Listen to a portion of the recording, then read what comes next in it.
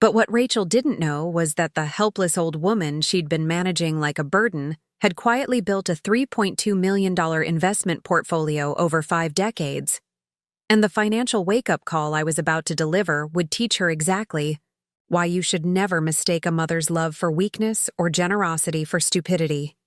Before we continue, tell us in the comments where you're watching from, and if you've ever had family take advantage of you during your most vulnerable moments, make sure you're subscribed, because this story of how one mother's strategic financial discipline turned her daughter's selfishness into the most expensive lesson about respect and priorities will leave you speechless. My name is Eleanor Hartwell, and at 72 years old, I thought I understood the depths of human selfishness. I'd buried my husband Thomas 4 years ago after 38 years of marriage, watching him fade away from Alzheimer's while our daughter Rachel complained about how his medical bills were eating into her inheritance. I'd navigated the brutal loneliness of widowhood in a house that suddenly felt too big and too quiet. I'd even survived the humiliation of my daughter suggesting I might be losing my edge and needed help managing my affairs. But nothing, absolutely nothing, prepared me for what I discovered when I finally came home from Riverside General Hospital after 5 days of touch-and-go recovery from emergency cardiac surgery. The crisis had started on what should have been an ordinary Tuesday morning in my modest colonial home in Millbrook Heights. I'd been making my morning coffee, the same ritual I'd performed for 43 years in that same kitchen, when the crushing chest pain hit like a freight train barreling through my ribcage. The coffee mug slipped from my trembling fingers, shattering against the ceramic tile Thomas had installed the summer before he got sick, the dark liquid spreading across the floor like spilled ink. I'd managed to crawl to the phone and dial 911, my voice barely a whisper as I gasped out my address to the dispatcher. The paramedics later told me I'd suffered what they called a widowmaker heart attack, the kind that kills 70% of people my age before they even reach the hospital. The main artery to my heart had been 95% blocked, and I'd been maybe 20 minutes away from cardiac arrest. The ambulance ride was a blur of sirens and strangers in uniform, asking me questions I could barely answer. "Do you have any family we should call?" one of them kept asking as they worked over me. "Someone who can meet us at the hospital?" "My daughter," I'd wheezed. "Rachel Morrison. She's my emergency contact." They'd promised to call her. Immediately, and through the fog of pain medication and oxygen deprivation, I'd felt that familiar flutter of relief that mothers feel when they know their children will take care of them. Rachel might be demanding and impatient sometimes, but she was still my baby girl. Still the child who'd refused to let go of my hand on her first day of kindergarten, who'd called me crying from college when her first boyfriend broke her heart, who'd insisted I move in with her family for 2 weeks after Thomas's funeral because she couldn't bear the thought of me being alone. She would be there. She had to be there. The emergency room at Riverside General was a controlled chaos of beeping machines and urgent voices. Dr. Patricia Kim, the cardiac surgeon who looked impossibly young to be holding someone's life in her hands, had been brutally honest about my condition as they prepped me for emergency surgery. "Mrs. Hartwell," she'd said, her voice gentle but firm as she held my trembling hand in the pre-op room. "I want you to understand that this is very serious surgery. You have multiple blockages in your coronary arteries, and we're going to need to perform a triple bypass procedure. At your age, this carries significant risks, but without intervention, you have maybe hours to live." The words hit me like physical blows. Hours to live. At 72, I'd known intellectually that my time was limited, but I'd always imagined I'd have warning, time to prepare, opportunities to say goodbye. Instead, I was facing the very real possibility that I might never leave this hospital, never see my garden bloom again, never hold my granddaughter Emma or watch my grandson Jake graduate from high school. "The surgery will take approximately 4 to 6 hours, Dr. Kim continued, "and then you'll be in intensive care for at least 48 to 72 hours while we monitor your recovery. Is there someone we should call? Someone who can be here to receive updates and make decisions if necessary?" My daughter Rachel, I'd repeated, my voice barely audible above the beeping monitors that were tracking my failing heart. She's already been contacted, she'll be here. Dr. Kim had nodded and made notes on my chart. Good. It's important to have family support during this kind of procedure. We'll make sure she's kept informed every step of the way. As they wheeled me toward the operating room, the ceiling tiles blurring past above my head, my last conscious thought had been a prayer of gratitude that I wouldn't be facing this alone. Rachel would be in that waiting room, probably pacing with worry, probably calling her husband Derek to bring her coffee and comfort while she waited for news. She'd be the first face I'd see when I woke up, assuming I was lucky enough to wake up at all. The surgery took 8 hours, not 4. Dr. Kim explained later that my heart had been in far worse condition than the initial scans had revealed. What they'd expected to be a standard triple bypass had turned into a complex procedure requiring 5 bypasses and the replacement of 2 heart valves. They'd also discovered significant scar tissue from a previous, undiagnosed heart attack that I'd apparently survived without even knowing it had happened. "You're lucky to be alive," Dr. Kim told me when I finally regained consciousness 3 days later. "Most people don't survive that level of cardiac damage, especially not at your age. You must have an incredibly strong constitution." I'd been unconscious for nearly 60 hours total, drifting in and out of medicated sleep in the ICU, while machines breathed for me and pumped medications directly into my bloodstream.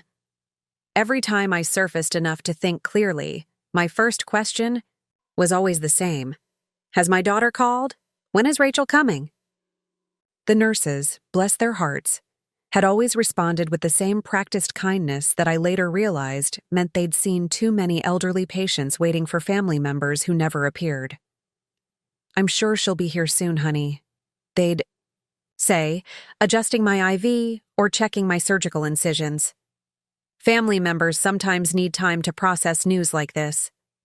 But as the hours turned into days, and the ICU visiting hours came and went without any sign of Rachel, I began to feel a different kind of pain, not the physical agony of healing surgical wounds, but the deeper, more devastating hurt of abandonment.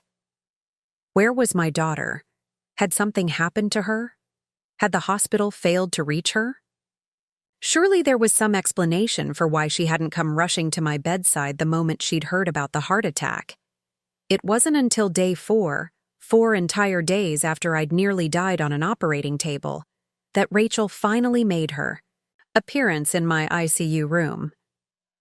And when she did arrive, it was clear immediately that she hadn't been consumed with worry about her mother's survival. She breezy into the room like she was stopping by for a casual coffee date, perfectly put together in a way that suggested she'd had plenty of time for her normal beauty routines. Her hair was freshly highlighted, not the kind of touch-up you could get in any emergency, but a full professional job that would have taken hours at the salon.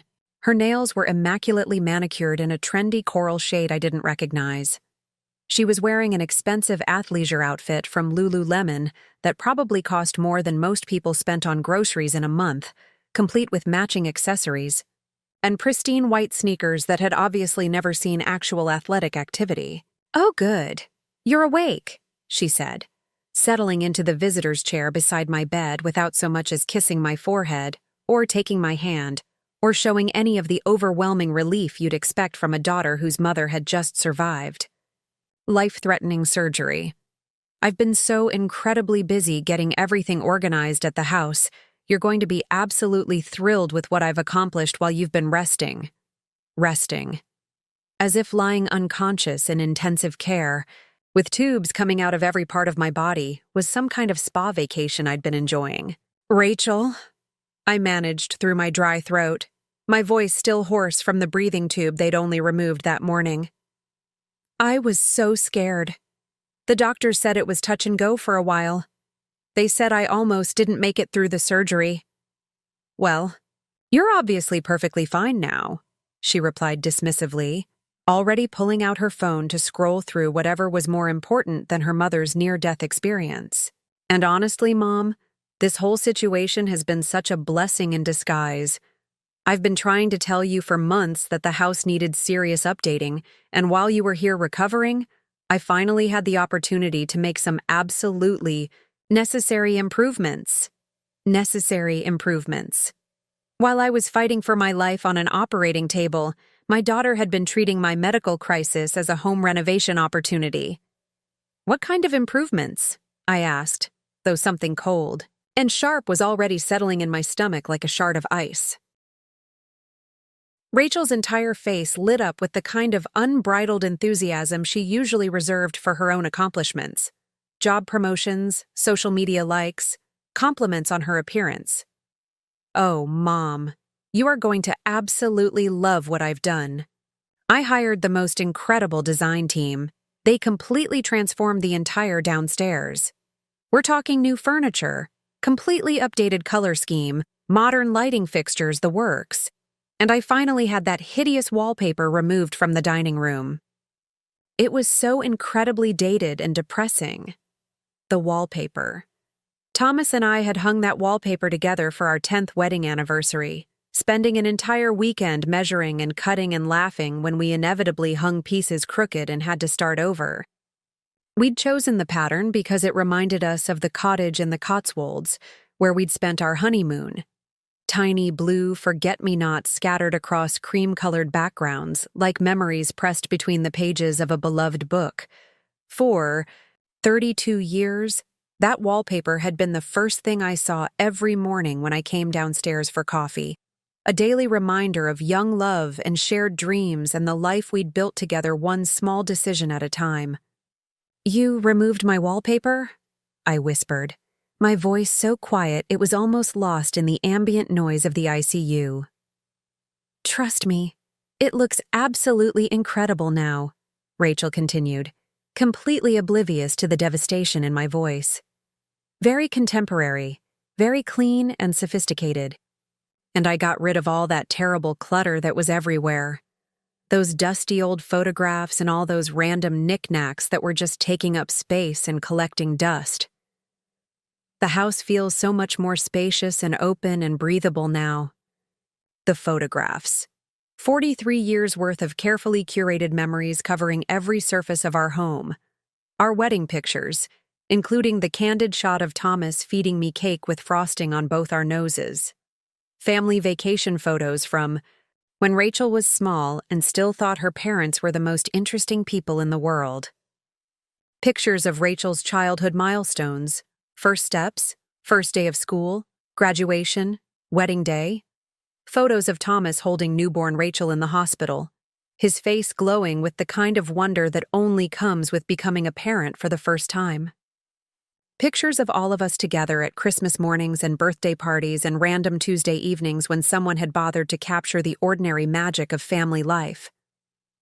The knickknacks weren't random decorations. They were carefully chosen mementos from a lifetime of love. The ceramic owl Thomas had bought me during our trip to Scotland because he said its wise expression reminded him of me when I was solving problems. The small wooden box Rachel had made in her high school woodworking class, slightly lopsided, but treasured because she'd carved for Mom into the lid with painstaking care. The collection of beach glass we'd gathered during our annual summer vacations to Cape Cod, each piece holding the memory of a specific day, a particular conversation, a moment of happiness preserved in smooth green and blue fragments. Where? I could barely force the words out. Where did you put them? "Oh, I donated most of it to Goodwill," Rachel said with the casual indifference of someone discussing the disposal of actual garbage. "There was just so much stuff, Mom. You can't possibly need all those old things cluttering up your living space. I kept a few pieces that I thought you might actually want, your wedding album and a couple of the nicer picture frames, but honestly, at your age, isn't it much better to live more simply? All that stuff was just weighing you down." Donated to Goodwill. 43 years of memories, carefully preserved through decades of moves and renovations and life changes, had been loaded into garbage bags and dropped off at a thrift store while I was unconscious and unable to protect them. Strangers would rifle through the evidence of my life, probably commenting on how outdated everything looked. Maybe buying Thomas's ceramic owl for 50 cents to use as a doorstop, or throwing away Rachel's handmade wooden box because it wasn't professionally crafted enough to warrant keeping. But Rachel wasn't finished describing her improvements. If anything, she was gaining momentum, her excitement building as she recounted the details of her unauthorized home makeover. "And here's the absolute best part," she continued, her voice bubbling with pride. "I organized the most incredible celebration this weekend to debut the new look. Nothing too elaborate, just a small wellness gathering with some of my closest friends. We called it a spa day. Amanda brought her massage therapist, Jessica hired this amazing chef to prepare healthy appetizers, and we had the most wonderful woman come in to do facials and manicures for everyone. It was exactly what I needed after all the stress of dealing with your medical situation. A spa day." While I was lying in intensive care with surgical drains coming out of my chest and machines monitoring every heartbeat, my daughter had been hosting a spa party in my living room. "You threw a party?" I asked, my voice barely audible above the constant beeping of the monitors surrounding my bed. "Not a party, Mom," Rachel corrected with the kind of gentle condescension usually reserved for confused children. "A wellness gathering. Very tasteful, very sophisticated, very healing and restorative. It was therapeutic, really. And I wanted to properly debut the new aesthetic of the house. You know, show it off in its best light. Therapeutic. Healing. Restorative."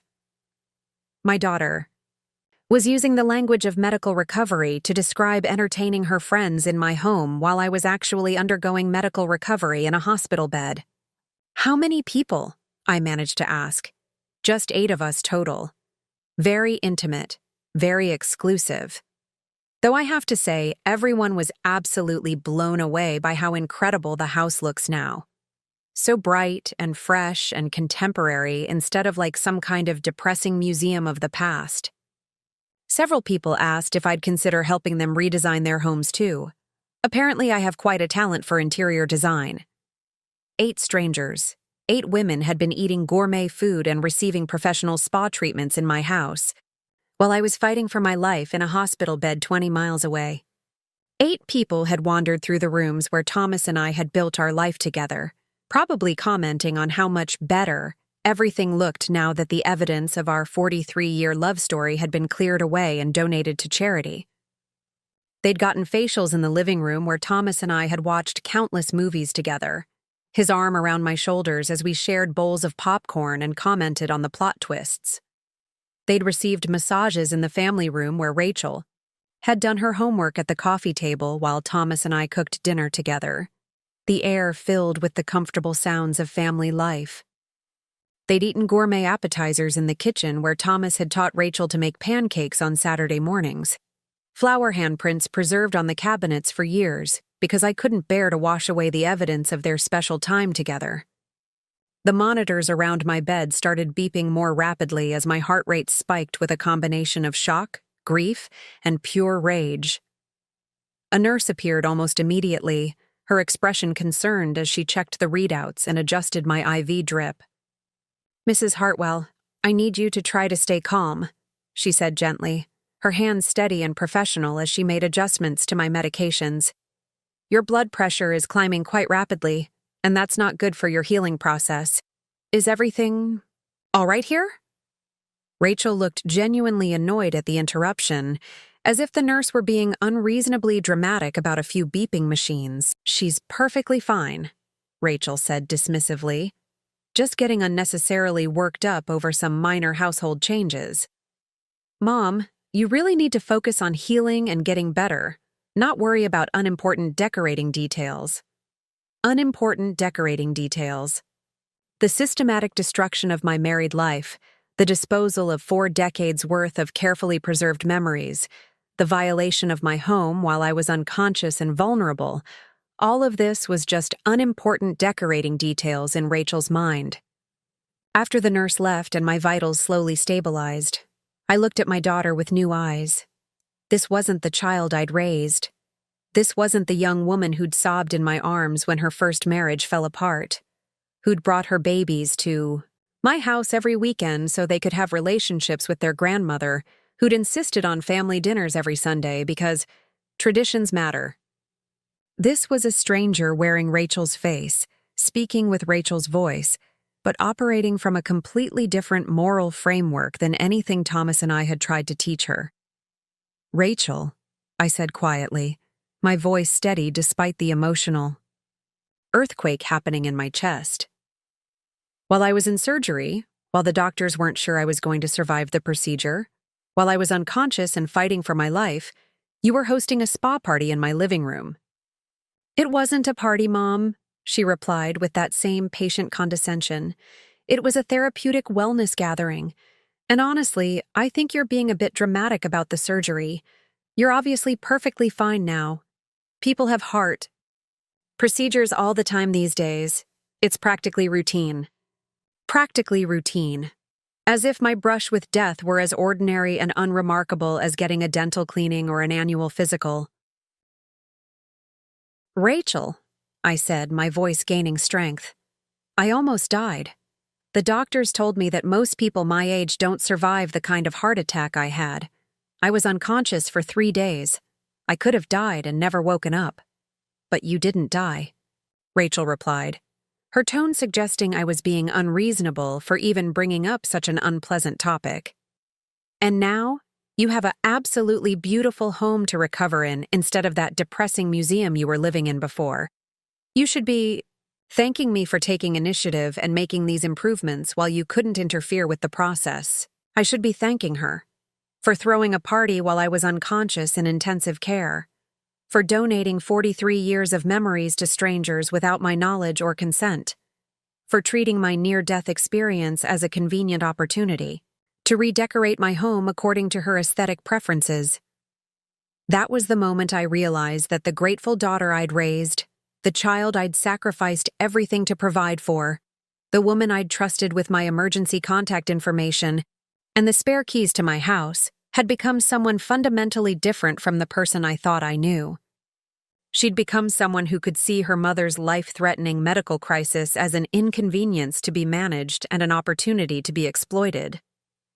But what Rachel didn't know, what she'd never bothered to learn despite 48 years of being my daughter, was that the helpless old woman she was patronizing and managing like a burden had spent 5 decades quietly building something that would teach her exactly why you should never mistake a mother's patience for weakness, generosity for stupidity, or love for unlimited tolerance. The wake-up call was about to begin. And this time, the lessons wouldn't be delivered through heart monitors and ventilators and gentle nursing care.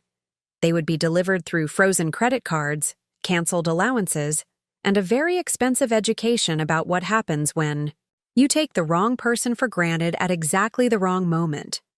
Rachel was about to learn that there's a difference between a mother's love and a mother's approval. And she was about to discover that she'd just lost both. After Rachel left that evening, claiming she had dinner reservations that couldn't be postponed, I lay in my hospital bed staring at the ceiling tiles and trying to process what had just happened to my life. The nurses moved quietly around me, checking monitors and adjusting medications, their faces carefully neutral in the way that suggested they'd overheard enough of my conversation with Rachel to understand the situation. "How are you feeling, Mrs. Hartwell?" asked Sandra, the night nurse who'd been particularly kind to me over the past few days. She was probably in her 40s, with the kind of gentle competence that comes from years of caring for people at their most vulnerable moments. "I'm not sure," I replied honestly. "Physically, I think I'm healing. But everything else feels broken." Sandra pulled up the visitor's chair Rachel had vacated and sat down, which I knew meant she was going off script from her usual efficient rounds. "Do you want to talk about it?" For the next hour, I found myself telling Sandra things I'd never spoken aloud to anyone, about how Thomas's Alzheimer's had changed our family dynamics, about how Rachel had gradually begun treating me less like a mother and more like a burden, to be managed, about how I'd started to doubt my own judgment and capabilities because my daughter kept insisting I was slipping and needed more help than I actually required. "You know," Sandra said when I finished, In my experience, families often project their own fears about aging onto their elderly relatives. Sometimes what looks like decline is actually just someone being treated like they're declining until they start to believe it themselves. What do you mean? I mean that maybe your daughter has been telling you that you're helpless for so long that you've started to accept it as true. But Mrs. Hartwell, I've been taking care of you for 4 days, and I can tell you that there's nothing wrong with your mind or your judgment. You've been asking intelligent questions about your medications. You understand your treatment plan perfectly, and you've been managing your own personal care as much as your condition allows. You're not some fragile, confused old lady who needs to be managed. Her words hit me like a revelation. For the past 2 years, ever since Thomas died, I'd been allowing Rachel to gradually take over more and more aspects of my life, not because I needed the help, but because she'd been so insistent that I did. She'd convinced me that forgetting where I put my car keys was early dementia, rather than normal absent-mindedness. She'd insisted that my reluctance to learn new technology was evidence of cognitive decline rather than simple lack of interest. She'd treated every moment of confusion or forgetfulness as proof that I was becoming incompetent, until I'd started questioning my own capabilities. But lying in that hospital bed, having survived a massive heart attack and major surgery, having managed my own medical decisions and advocated for my own care, I realized that Sandra was right. I wasn't helpless. I wasn't confused. I wasn't slipping into some gentle decline that required my daughter's constant management. I was a 72-year-old woman who'd been systematically undermined by the person who was supposed to love and support me most.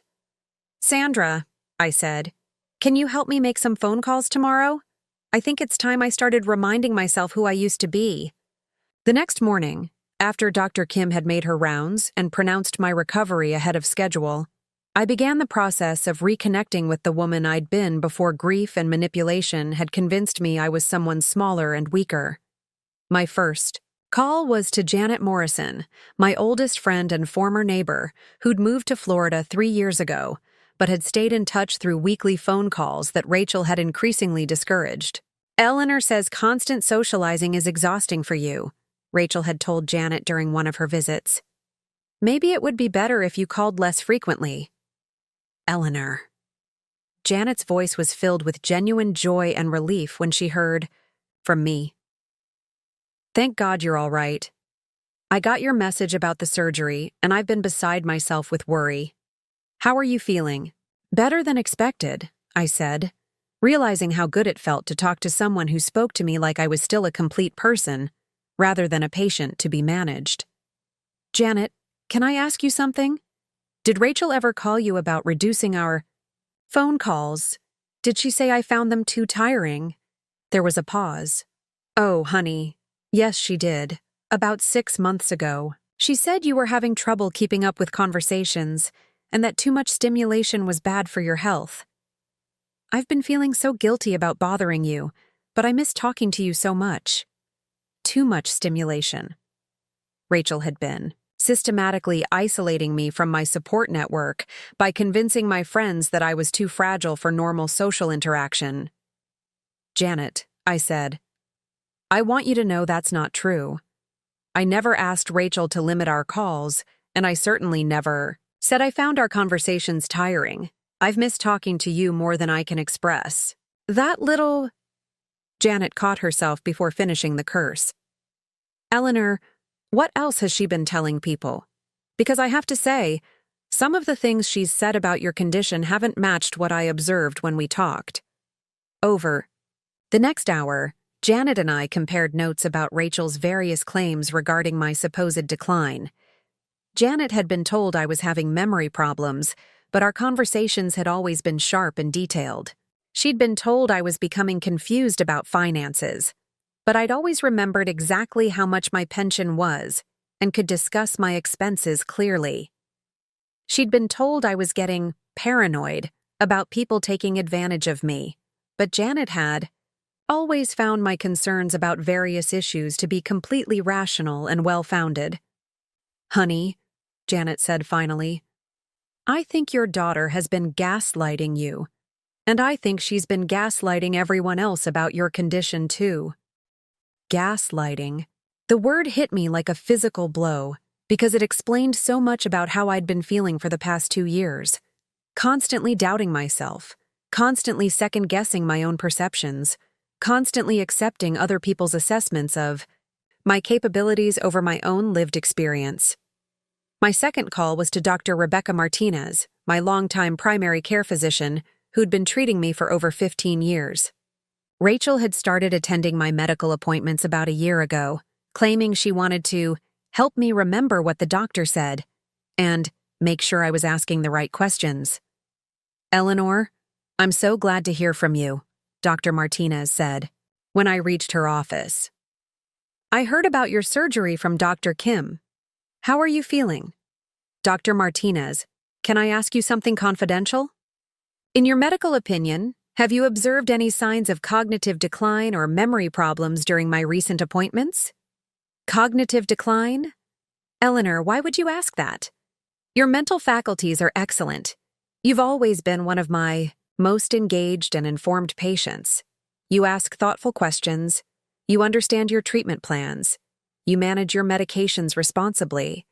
I've never had any concerns about your cognitive function." But at my last few appointments, Rachel mentioned several times that I was having memory problems and confusion about my medications. There was a long pause.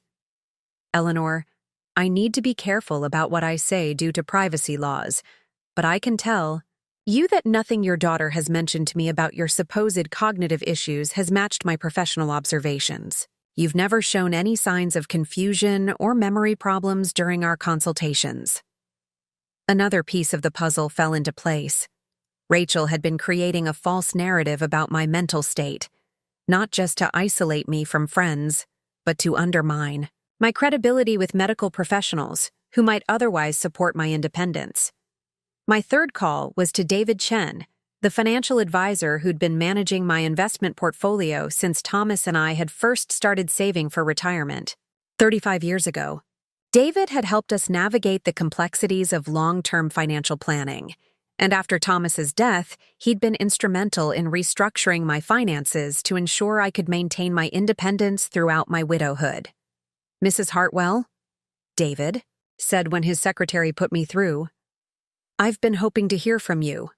Your daughter called several times in recent weeks asking about setting up power of attorney arrangements and discussing concerns about your ability to manage financial decisions independently." My blood went cold. What kind of power of attorney? Arrangements? She wanted to discuss having financial decision-making authority transferred to her, citing concerns about your cognitive health and potential for financial exploitation. She said you'd been making some questionable spending decisions and that the family was worried about your judgment. Questionable spending decisions. I'd been living on the same careful budget I'd maintained for the past 4 years, spending money only on necessities and the occasional small gift for my grandchildren. I hadn't made any unusual purchases or financial commitments. "David," I said, "I need you to know that I haven't authorized Rachel to discuss my finances with you, and I certainly haven't asked her to pursue power of attorney arrangements. Can you tell me exactly what she said about my supposed cognitive problems?" "She claimed you'd been forgetting to pay bills, getting confused about your account balances, and becoming susceptible to phone scams and suspicious investment opportunities. She said the family was concerned that you might lose your savings if you continued making financial decisions independently." None of it was true. I paid my bills electronically on the same schedule I'd maintained for years. I checked my account balances regularly and had never been confused about my financial status. I'd never fallen for a phone scam or invested in anything questionable. In fact, I was probably more conservative with my money than Rachel was with hers. "David, I want to be very clear about this. I am not experiencing any cognitive decline. I am not confused about my finances, and I do not want Rachel to have any power of attorney authority over my accounts. If she contacts you again about this issue, please inform her that she needs to speak directly with me." "Of course, Mrs. Hartwell. And if I may say so, you sound as sharp and competent as you always have. I was actually surprised by your daughter's claims because they didn't match my interactions with you at all. After I hung up, I sat in my hospital bed feeling a mixture of rage and clarity that I hadn't experienced in years. Rachel hadn't just thrown a spa party while I was having surgery. She hadn't just destroyed my home and donated my memories to strangers. She'd been conducting a systematic campaign to undermine my independence, isolate me from my support network, and position herself as my caretaker and decision-maker. She'd been gaslighting me into believing I was incompetent so she could take control of my life. But what Rachel didn't understand, what she'd never bothered to learn despite 48 years of being my daughter, was that the declining old woman she'd been manipulating and managing was actually someone much more formidable than she'd ever imagined. The truth was that I'd been playing small, allowing myself to be diminished, accepting limitations that had been imposed on me rather than chosen by me. I'd been so grief-stricken after Thomas's death, so grateful for any family connection, so afraid of being truly alone, that I'd accepted Rachel's version of reality rather than trusting my own perceptions. But lying in that hospital bed, having survived a near-death experience that my own daughter had treated as a home renovation opportunity, I finally understood what had been happening to me. And I realized that it was time to stop playing small and start remembering who I really was. Eleanor Hartwell wasn't just a grieving widow who needed to be managed and protected. Eleanor Hartwell was a woman who'd raised a child as a single mother for 5 years while Thomas was deployed overseas with the military. Eleanor Hartwell was someone who'd gone back to school at 45 to earn her master's degree in business administration, while working full-time and managing a household. Eleanor Hartwell was a person who'd spent 25 years as a senior financial analyst for the largest investment firm in the state, helping other people plan for their retirements and navigate complex financial decisions. Most importantly, Eleanor Hartwell was someone who'd been quietly and methodically building wealth for 5 decades, someone who understood money and investments and financial strategy in ways that would shock anyone who'd been treating her like a helpless pensioner living on Social Security. Rachel had been so focused on managing my supposed decline that she'd never bothered to ask about my actual financial situation. She'd assumed that because I lived modestly and didn't spend money on expensive luxuries, I must be struggling financially. She'd assumed that because I'd been grieving and emotionally vulnerable, I must also be cognitively impaired and financially incompetent. She'd been so wrong about so many things. My fourth call was to Patricia Wong, the estate planning attorney who'd helped Thomas and me structure our financial affairs years ago and who'd updated my will after his death. Patricia had been encouraging me to consider setting up more sophisticated trust arrangements to protect my assets and provide for my grandchildren's education, but I'd been putting off those decisions because Rachel had convinced me that such planning was too complicated for me to understand. "Eleanor," Patricia said when I reached her, "I'm so sorry to hear about your surgery. How are you recovering?" "Better than expected, Patricia. I'm calling because I think it's time we had that conversation about updating my estate planning arrangements, the ones you've been recommending that I've been putting off." "Wonderful. I have to say, I've been concerned about some of the conversations I've had with your daughter recently. She's been asking quite detailed questions about your assets and suggesting that you might need assistance with financial decision-making." "What kind of questions?" "Questions about the total value of your investment portfolio, about whether you've made any recent changes to your will, about the possibility of establishing a conservatorship if your cognitive health deteriorates. She seemed quite concerned about your ability to manage your affairs independently." A conservatorship. Rachel had been laying the groundwork to have me declared legally incompetent so she could control my finances directly. "Patricia," I said, my voice steady with a determination I hadn't felt in years, "I want to schedule a comprehensive review of all my estate planning documents. I want to update my will. establish education trusts for my grandchildren, and create whatever legal protections are necessary to ensure that my assets are used according to my wishes, rather than someone else's assumptions about what's best for me. Of course. And Eleanor? Given what you've told me about your daughter's recent behavior, I'd also recommend establishing some safeguards to protect against financial exploitation or undue influence. It's more common than people realize, unfortunately. Financial exploitation. Undue influence. The legal terms for what Rachel had been attempting to do to me. Yes, I said. Let's do that too. My final call of the day was to Marie Thompson, the realtor who'd helped Thomas and me buy our house 43 years ago, and who'd remained a friend over the decades. Marie had been one of the most successful real estate agents in the county for over 30 years, and I'd been thinking about some of the investment properties she'd mentioned to me over the years. "Eleanor, sweetheart," Marie said when she heard my voice, "I heard about your surgery through the grapevine. How are you doing?" "Healing quickly, Marie. And thinking about some of the investment opportunities you've mentioned to me over the years. Do you remember those rental properties you said would be perfect for someone with my financial profile? The duplex on Maple Street and the small apartment building on Oak Avenue?" "Yes, they're both still available and they're both excellent income-generating properties. But Eleanor, those are significant investments. Are you sure you're ready to take on that kind of financial commitment?" "Marie, I think it's time I told you something about my actual financial situation. I've been letting people assume I'm living on a fixed income because it seemed simpler than explaining the truth. But the reality is that I have considerably more resources than most people realize." Over the next 20 minutes, I outlined my actual financial position to Marie, something I hadn't discussed with anyone since Thomas's death, not even Rachel. The investment portfolio David Chen had been managing for us had performed exceptionally well over the decades. Thomas's life insurance had been substantial. My pension from my years as a financial analyst was larger than most people assumed. Combined with our savings and the appreciation of our home, I was worth considerably more than anyone in my family realized. "Eleanor," Marie said when I finished, "you're describing a portfolio worth several $1,000,000. Why has everyone been treating you like you're financially struggling?" "Because I let them," I said simply.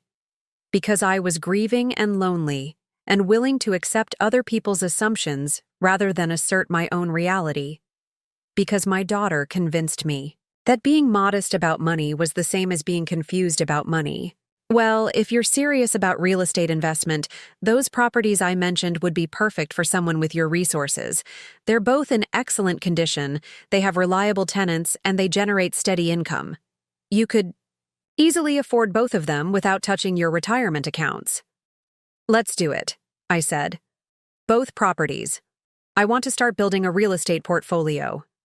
"Eleanor, are you sure? These are major financial decisions, and you're recovering from surgery." "Marie, I just survived a heart attack that should have killed me. I've been lying in a hospital bed realizing that I've been wasting years of my life pretending to be smaller and weaker than I actually am. I'm done playing small. I'm done accepting other people's limitations. I'm 72 years old. I'm in full control of my mental faculties, and I have more money than my daughter thinks I do. It's time I started acting like it." By the end of that day, I'd made 5 phone calls that completely changed my understanding of my own situation. I'd discovered that my support network was larger than I'd realized, that my cognitive abilities were completely intact, that my financial position was stronger than anyone knew, and that my daughter had been systematically undermining my independence for reasons that had nothing to do with my actual needs or capabilities. But most importantly, I'd remembered who I was underneath the grief and manipulation and self-doubt. Was Eleanor Hartwell. I was a woman who'd survived military deployments and single motherhood and career challenges and financial planning and 25 years in a male-dominated industry. I was someone who'd built wealth through careful planning and intelligent decision-making. I was a person who'd earned respect through competence and integrity, and I was absolutely done being treated like a helpless old woman who needed to be managed by a daughter who'd apparently forgotten that I was the one who'd taught her everything. She knew about strength and resilience and taking care of business. Rachel thought she'd been managing a declining old lady who was grateful for any attention and too confused to notice when her life was being reorganized without her consent. She was about to discover that she'd actually been manipulating someone who understood money and power and strategic thinking much better than she did. Someone who'd been playing by rules of politeness and family loyalty while Rachel had been playing by rules of exploitation and control. The game was about to change completely, and this time I was going to play by my own rules to understand how completely Rachel had misjudged her mother. You need to know who Eleanor Hartwell really was before grief and manipulation convinced her to hide her light under a bushel. You need to understand the woman who'd built a financial empire so quietly and methodically that even her own daughter had no idea what she was dealing with when she decided to treat her mother like a burden to be managed. My story didn't begin at 72 as a widowed retiree living on a modest pension. It began at 22 as Eleanor Catherine Brennan, a young woman with a business degree and unlimited determination, married to Second Lieutenant Thomas Hartwell, who was about to be deployed to Vietnam for the first of what would be 3 overseas tours that would define the early years of our marriage. The Eleanor that Rachel had never bothered to understand was someone who'd learned to be self-reliant not by choice, but by necessity. When Thomas shipped out in 1973, 6 months after our wedding, I found myself alone in a tiny apartment near Fort Bragg, with a husband I barely knew, no family nearby, and a fierce determination not to be one of those military wives who fell apart the moment their husbands left for deployment. "I want you to take care of yourself while I'm gone," Thomas had said on our last night together before his deployment. "But more than that, I want you to build something for yourself. Don't just wait for me to come back. Use this time to become the woman you want to be." Most military wives in 1973 found jobs as secretaries or waitresses, something to pass the by time and earn a little extra money while their husbands served overseas. But I'd graduated summa cum laude with a degree in business administration from the University of North Carolina, and I had bigger plans than just passing time. I started as a junior analyst at Piedmont Financial Services, the largest investment firm between Charlotte and Raleigh. The work was challenging and fascinating, analyzing market trends, evaluating investment opportunities, helping clients navigate the complexities of financial planning. But more than that, it was an education in how money really worked, how wealth was built and preserved, how smart people made their assets work for them instead of the other way around. My supervisor, a gruff man named Harold Morrison, who'd been in the business for 30 years, took one look at my academic credentials and my willingness to work 60-hour weeks and decided I had potential. "Brennan," he said during my 3rd week on the job, "most people think financial planning is about picking the right stocks or timing the market. But that's gambling, not investing. Real wealth is built through understanding risk management, diversification, compound interest, and most importantly, having the patience to let time work in your favor." "What do you mean?"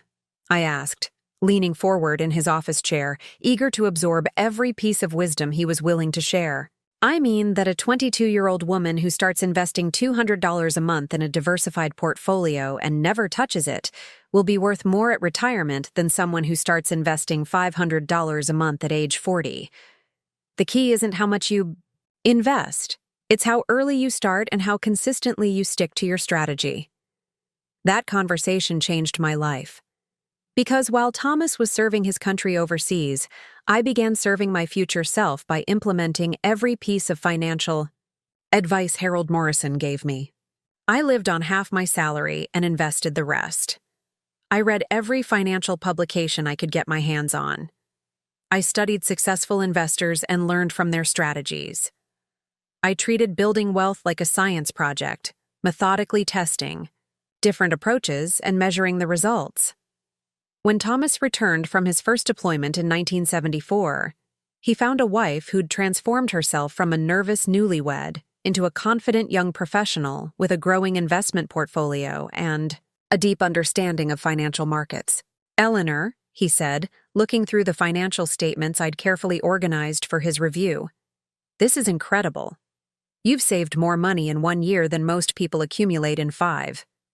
"It's not just saving," I explained, spreading out the charts and graphs I'd been tracking. "It's strategic investing. Look at this. Our portfolio has gained 18% this year, while the average savings account earned maybe 4%. Compound interest is like magic if you understand how to use it." Thomas looked at me with the kind of wonder and respect that would characterize our entire marriage. I married a business major, but I came home to a financial wizard. That was the beginning of our partnership in building wealth. Thomas handled the big picture planning while I managed the day-to-day investment decisions.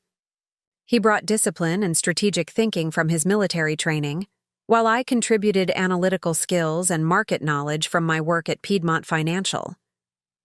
But our real breakthrough came in 1976, when Thomas was promoted to captain, and we were transferred to Fort Lewis in Washington state. Instead of selling our small house in North Carolina, I convinced Thomas that we should keep it as a rental property. "Real estate is the foundation of most family fortunes," I explained, showing him the analysis I'd prepared. "If we rent this house for even modest income while we're gone, it will cover the mortgage and taxes. But more importantly, we'll benefit from appreciation over time. In 20 years, this house could be worth 3 times what we paid for it. And if we do this every time I get transferred," Thomas said, following my logic, "we could build a portfolio of rental properties across the country." Exactly. Other military families see frequent moves as a disruption.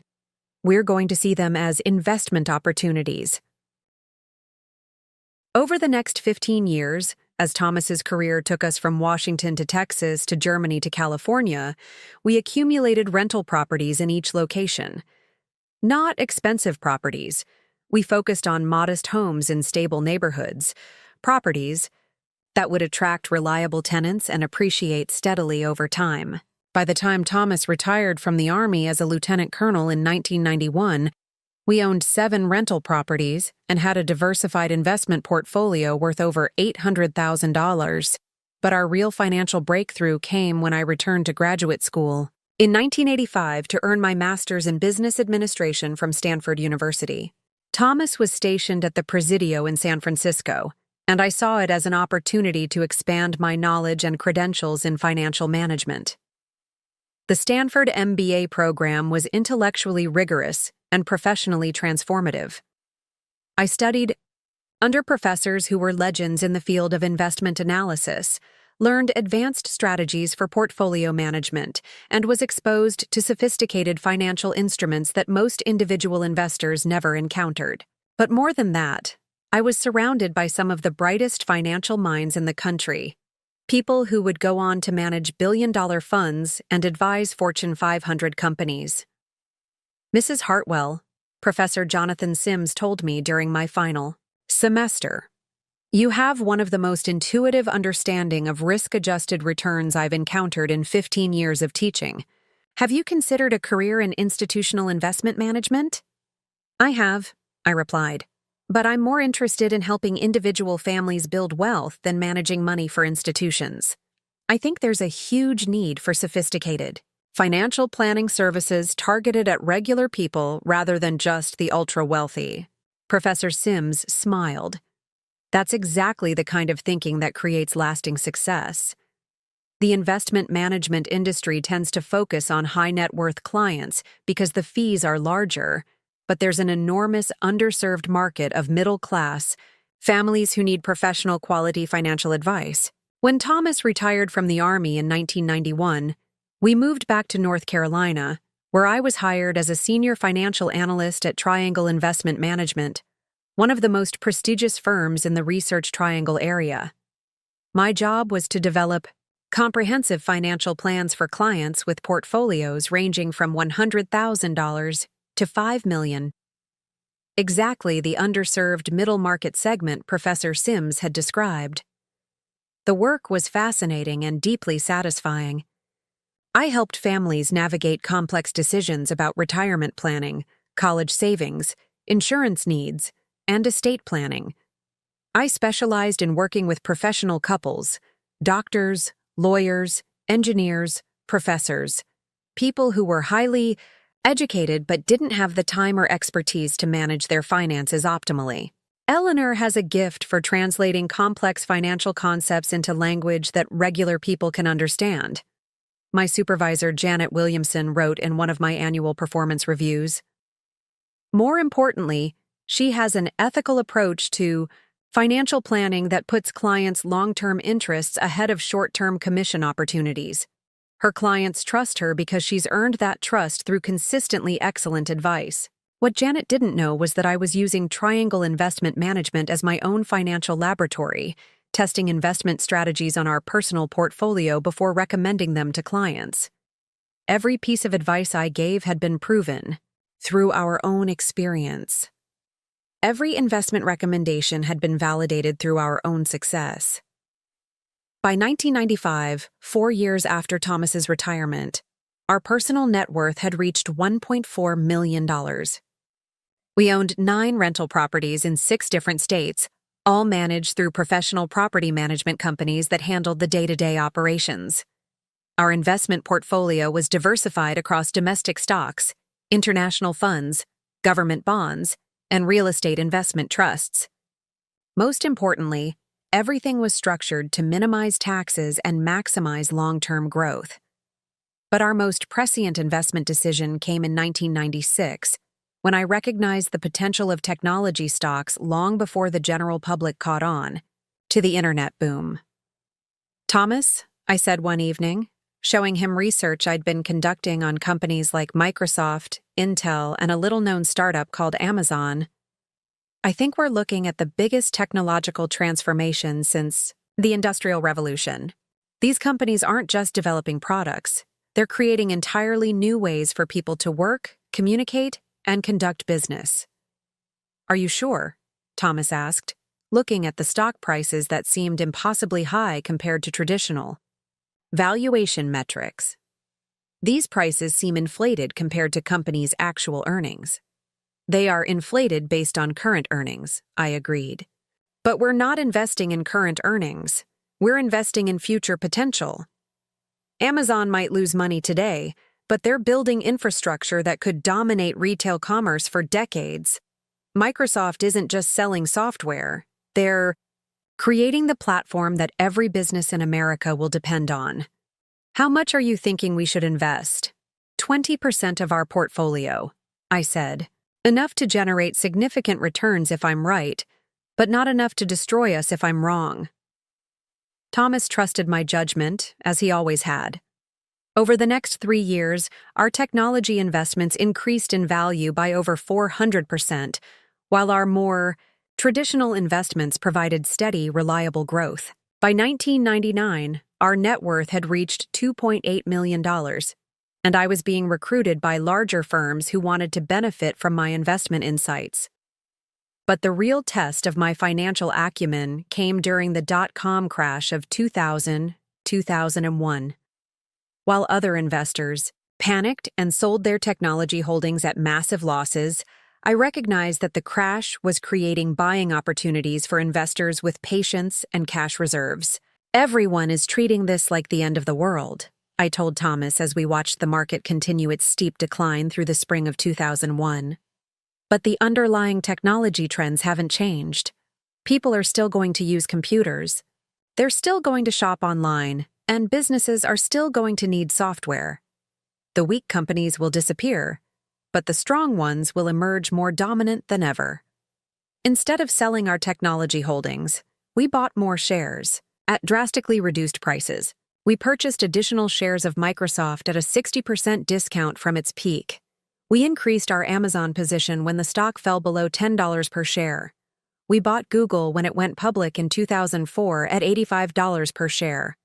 By 2005, our portfolio had not only recovered from the dot-com crash but had reached new highs. Our net worth exceeded $3.8 million, and I was being quoted in financial publications as an expert on technology investing and long-term wealth-building strategies. Rachel was born in 1976, during Thomas's second deployment to Germany, and she grew up watching her parents approach money with discipline, intelligence, and long-term thinking. She saw us living modestly despite our growing wealth, choosing to invest in our future rather than spend on immediate luxuries. She watched us make financial decisions based on careful analysis rather than emotional impulses. Or at least, I thought, she was watching and learning. What I didn't realize was that Rachel was developing completely different attitudes about money and financial responsibility. Attitudes that would eventually put her in direct conflict with the values Thomas and I had spent decades building our lives around. When Rachel was young, she saw our modest lifestyle and assumed we were struggling financially like many of her friends' families. We lived in a nice, but not extravagant house. We drove reliable but not luxurious cars. We took family vacations, but they were camping, trips and visits to national parks rather than expensive resort destinations. "Why don't we have a bigger house like the Thompsons?" Rachel asked when she was 12, comparing our home to that of a classmate whose father was a successful real estate developer. "Because we're investing our money in things that will grow in value over time," I explained. "The Thompsons spend their money on things that make them look wealthy. We're using our money to actually become wealthy. There's a big difference." "But their house has a swimming pool and a 3-car garage," Rachel persisted. "And our investments will probably pay for your college education and help us retire comfortably," Thomas added. "Which do you think will matter more in 20 years? I thought we were teaching Rachel important lessons about delayed gratification, smart financial planning, and the difference between appearing wealthy and actually building wealth. But looking back, I think Rachel internalized different lessons entirely. She learned that her parents had money but chose not to spend it on the things she wanted. She learned that financial security was less important than social status. She learned that being wealthy was meaningless unless you displayed that wealth in ways that impressed other people. These different attitudes about money remained largely hidden during Rachel's childhood and young adulthood. She was a good student, graduated from college with minimal debt thanks to our careful college savings planning, and seemed to appreciate the financial foundation we'd provided for her education and early career. But the cracks in our different value systems became apparent after she married Derek Morrison in 2003. Derek came from a family that had always lived paycheck to paycheck despite decent incomes, simply because they'd never learned to delay gratification or plan for the future. His parents drove expensive cars they couldn't afford, lived in a house that stretched their budget to the breaking point, and had virtually no retirement savings despite being in their 50s. Derek's family really knows how to enjoy life, Rachel commented after spending a weekend with her new in-laws. They don't worry about saving every penny for some theoretical future. They live in the moment and enjoy what they've worked for. There's nothing wrong with enjoying life, I replied carefully. But there's also wisdom in planning for the future. Derek's parents are going to have a very difficult retirement if they don't start saving soon. Maybe they'd rather have enjoyed their younger years instead of pinching pennies until they're too old to appreciate having money, Rachel said, and I heard something in her tone that suggested this wasn't really about Derek's parents. It was about her own childhood and the choices Thomas and I had made about how to use our growing wealth. Over the following years, as Derek and Rachel established their own household and started their family, their spending patterns became increasingly different from the financial discipline Thomas and I had always practiced. They bought the biggest house they could qualify for rather than a house they could easily afford. They drove new cars with high monthly payments rather than reliable used vehicles. They took expensive vacations and justified them as investments in family memories. Rachel and Derek seem to be spending money as fast as they earn it, I mentioned to Thomas one evening after learning about their latest major purchase, a luxury SUV that cost more than our first house. Different generations have different attitudes about money, Thomas replied diplomatically. Maybe they'll find their own path to financial security. Or maybe they'll find themselves in trouble when they hit their first major financial crisis, I said. Lifestyle inflation is incredibly dangerous, especially when it's based on the assumption that income will always increase. I was right to be concerned. When Derek lost his job during the recession of 2008, Rachel and Derek found themselves in exactly the kind of financial crisis that proper emergency planning could have prevented. They had virtually no savings, high fixed expenses, and no backup plan for reduced income. That's when Rachel first approached us for financial help. Not as a loan with repayment terms, but as a family obligation that she seemed to believe. We owed her simply because we had the resources and she had the need. "Mom and Dad," she said during a family dinner at our house, "Derek and I are going through a really tough time with the job loss, and we're hoping you might be able to help us out financially until things get back to normal." "Of course we can help," Thomas replied immediately. "How much do you need, and what kind of repayment timeline works for your budget?" Rachel looked surprised by the question about repayment. "Well, I wasn't really thinking about this as a loan. More like family helping family. I mean, you guys have plenty of money, and we're really struggling." That was the first time I realized that Rachel had developed a fundamentally different understanding of family financial relationships than Thomas and I shared. In her mind, our wealth was a family resource that should be available to solve her problems.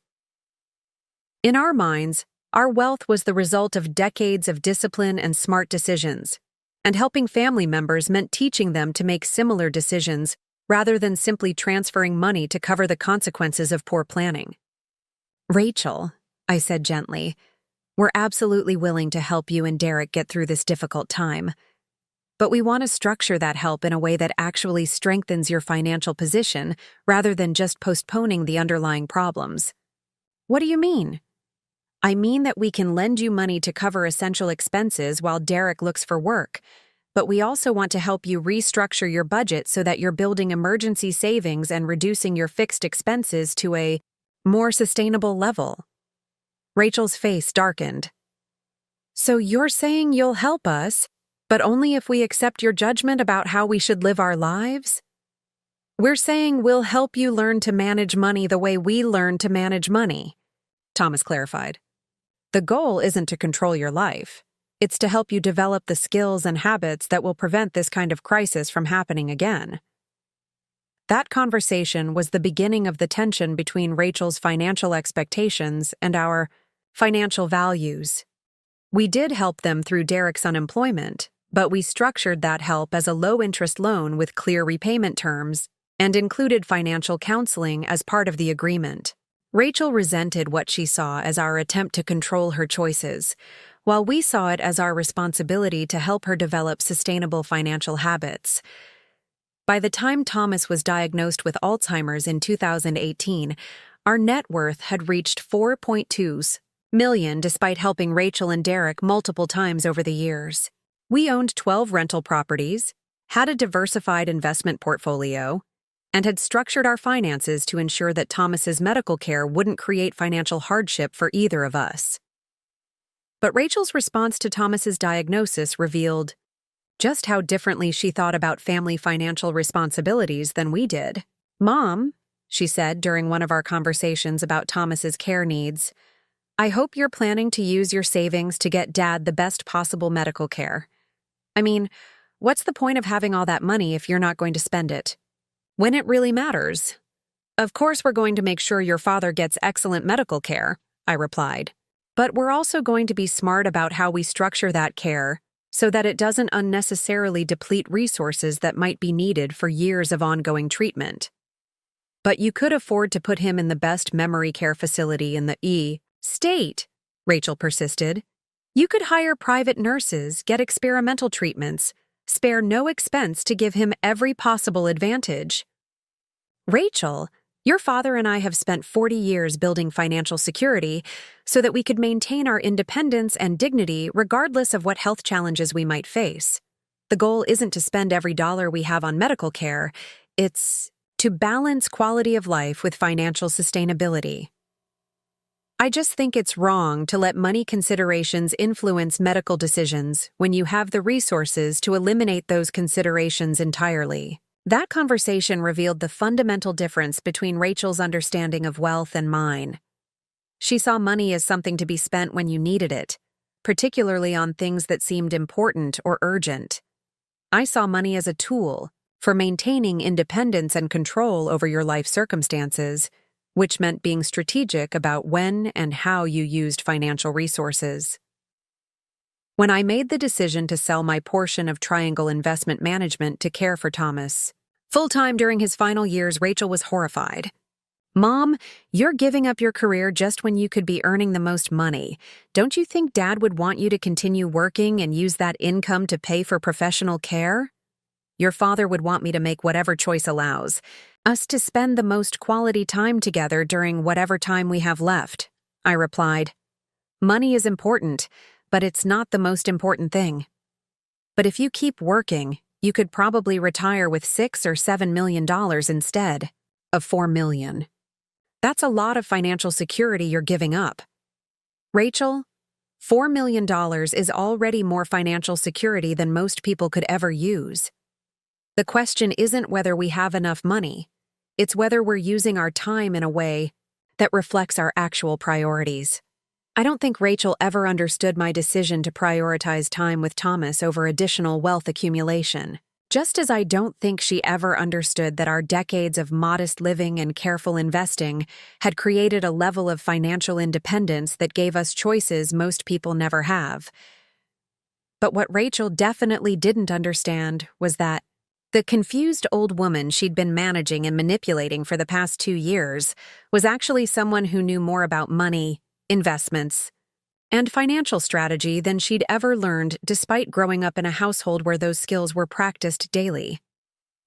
The grieving widow she'd been patronizing was actually someone who could buy and sell assets that would make her daughter's head spin. The declining mother she'd been isolating from her professional network was actually someone whose investment insights had outperformed market benchmarks for over 3 decades. Rachel had been treating me like a financial burden when I was actually a financial powerhouse who'd been choosing to live quietly rather than ostentatiously. She was about to learn exactly what happens when you underestimate someone who spent 50 years building wealth through intelligence, discipline, and strategic thinking. The foundation she'd never bothered to understand was about to become the platform for her very expensive education in respect, gratitude, and the true meaning of family loyalty. To understand the full tragedy of what Rachel had destroyed with her spa day betrayal, you need to see what our relationship had been like before greed and entitlement poisoned the love that had once been the cornerstone of our family. You need to understand the foundation of gratitude, mutual respect, and shared values that Thomas and I had built with our daughter over decades, and how completely that foundation had been demolished by her transformation into someone we barely recognized. Rachel I'd raised wasn't born selfish. Callousness wasn't in her DNA, and taking advantage of vulnerable people wasn't part of her original character. The daughter who'd grown up in our house had been thoughtful, grateful, and deeply connected to the values Thomas and I had tried to instill. She'd understood that family meant caring for each other, especially during difficult times. Let me take you back to who we really were as a family, before ambition corrupted gratitude and before my daughter learned to see her parents as resources, to be managed rather than people to be cherished. Some of my most treasured memories of Rachel centered around our kitchen table, that same table where Thomas and I had made countless financial decisions, where we'd planned our investment strategies, where we'd celebrated milestones and weathered crises together as a family. When Rachel was 8 years old, she'd started what she called helping with the money talks, though her help usually consisted of asking endless questions about why we made the choices we did. Every Sunday evening, Thomas and I would spread our financial statements across the dining room table and review our investments, plan for upcoming expenses, and make decisions about everything from college savings to vacation budgets. It was our weekly ritual for staying on top of our financial goals. and Rachel had insisted on being included from the time she was old enough to understand that money required careful management. "Mom, why do we put money in the stock market, instead of just keeping it in the bank?" she'd ask, her small face serious with concentration as she watched me update our investment tracking spreadsheets. "Because money in the bank stays the same amount," I'd explain, "but money in good investments grows over time. If we put $1,000 in the bank today, it will still be $1,000 next year. But if we invest that same $1,000 in companies that are growing and profitable, it might be worth $1,200 or $1,200 next year. So the companies pay us for letting them use our money?" Exactly. And if we choose good companies and leave our money invested for many years, that $1,000 could grow to $5,000 or even $10,000 by the time you're ready for college. Rachel absorbed these lessons with the focused attention she brought to everything she cared about. She understood, even as a child, that her family's financial security came from making smart decisions rather than just earning high incomes. She saw her parents working together as a team, sharing information and making choices that prioritized long-term stability over short-term gratification. "Is that why we don't have the biggest house in the neighborhood?" she'd asked when she was 10, finally voicing a question that had probably been bothering her for years. "That's exactly why," Thomas had confirmed. "The Hendersons across the street have a bigger house than us, but they also have bigger mortgage payments, higher property taxes, and more expensive maintenance costs. All of that money they're spending on housing is money they can't invest for their future.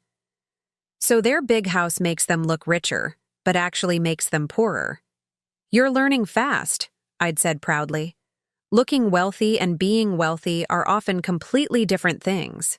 This was Rachel at 10 years old, already understanding that financial security came from making strategic choices rather than impressive purchases. Already grasping that her parents' modest lifestyle was actually evidence of sophisticated financial planning rather than limited resources. The teenage years brought their own challenges, as they do for every family, but Rachel never lost her appreciation for the values Thomas and I were modeling.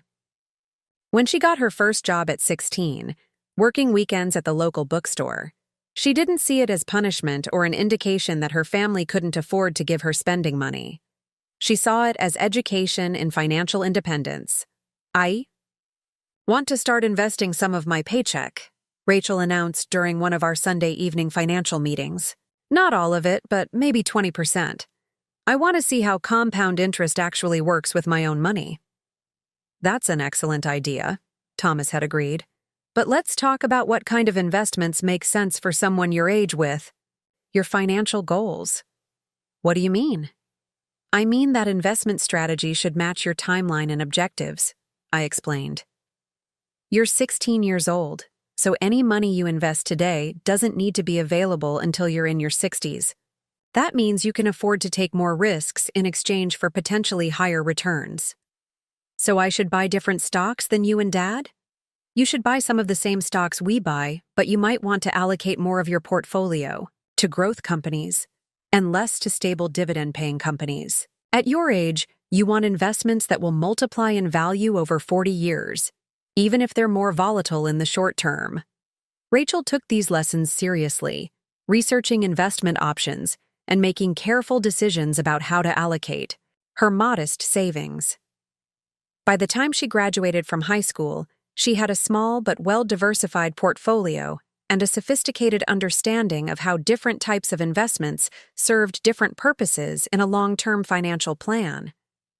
"Dad," she said during the summer before leaving for college, "I want to thank you and Mom for teaching me about money management. Most of my friends have no idea how investments work or why saving matters. I feel like you've given me tools that will help me for my entire life." Thomas had tears in his eyes when she said that. "The greatest gift we can give you is the knowledge and habits that will serve you regardless of what challenges you face. Money skills are life skills."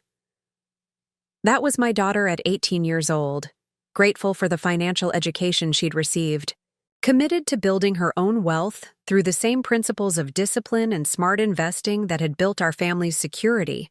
already thinking about how the choices she made in young adulthood would affect her entire future. College brought new opportunities for Rachel to demonstrate the character Thomas and I had tried to instill. She'd chosen to attend the University of North Carolina at Chapel Hill, partly because the in-state tuition was reasonable, and partly because she wanted to graduate without the student loan debt that was crippling many of her peers. "I don't want to start my adult life owing money to anyone," she'd explained when she turned down admission offers from more expensive private colleges. "I want to be free to make career choices based on what I love doing, not what pays enough to cover loan payments." This was the daughter we'd raised, someone who understood that financial independence meant having choices, someone who was willing to make short-term sacrifices for long-term freedom, someone who saw debt as a limitation on her ability to pursue her dreams rather than a normal part of growing up. During her college years, Rachel called home every Sunday evening to participate in our financial planning meetings via speakerphone. She'd share updates about her part-time job earnings and her small investment account, ask questions about economic trends she was learning about in her business classes, and seek advice about internship opportunities and career planning. "Mom, my economics professor was talking about the tech stock boom, and I remembered what you said about Amazon back when I was in high school," she said during one of these calls. "You bought those shares when everyone said the company would never be profitable. How did you know they were wrong?" "I didn't know for certain," I replied. "But I understood that they were building infrastructure that would be valuable regardless of whether their current business model was immediately profitable. Sometimes you have to invest in potential rather than just current performance. So you were thinking about what the company could become, not just what it was at the time?" "Exactly. And that's a good lesson for career planning too. Sometimes the best opportunities are in fields that don't look obviously lucrative right now, but are positioning themselves for future growth." These conversations weren't just about money. They were about developing the analytical thinking and strategic planning skills that would serve Rachel throughout her life. Thomas and I were sharing not just our investment strategies, but our decision-making processes, helping her learn how to evaluate opportunities and manage risks in all areas of her life. When Rachel graduated from UNC in 2000 with a degree in business administration and minimal debt, she was everything Thomas and I had hoped she would become. She was financially literate, professionally ambitious, and grateful for the foundation we'd provided for her education and early career. She understood that success came from making good decisions consistently over time, not from seeking shortcuts or expecting other people to solve her problems. Her early career years were everything we'd hoped for her. She started as a marketing coordinator at a mid-sized technology company in Charlotte, living in a modest apartment that she could easily afford on her entry-level salary while continuing to invest a portion of her income in her growing portfolio. "I love my job," she told us during one of her visits home. "But I also love knowing that I'm building financial independence for myself. Even if something happened to my job, I wouldn't be in crisis because I've been saving and investing since I was 16. "That's exactly the kind of security your mother and I wanted you to have," Thomas had said proudly. "Financial independence isn't about having lots of money to spend.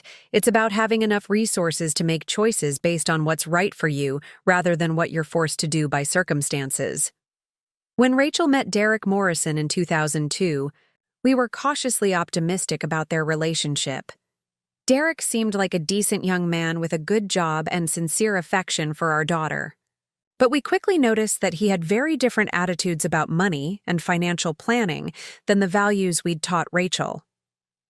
Derek came from a family that lived paycheck to paycheck despite decent incomes, not because they didn't earn enough money, but because they'd never learned to delay gratification or plan for the future.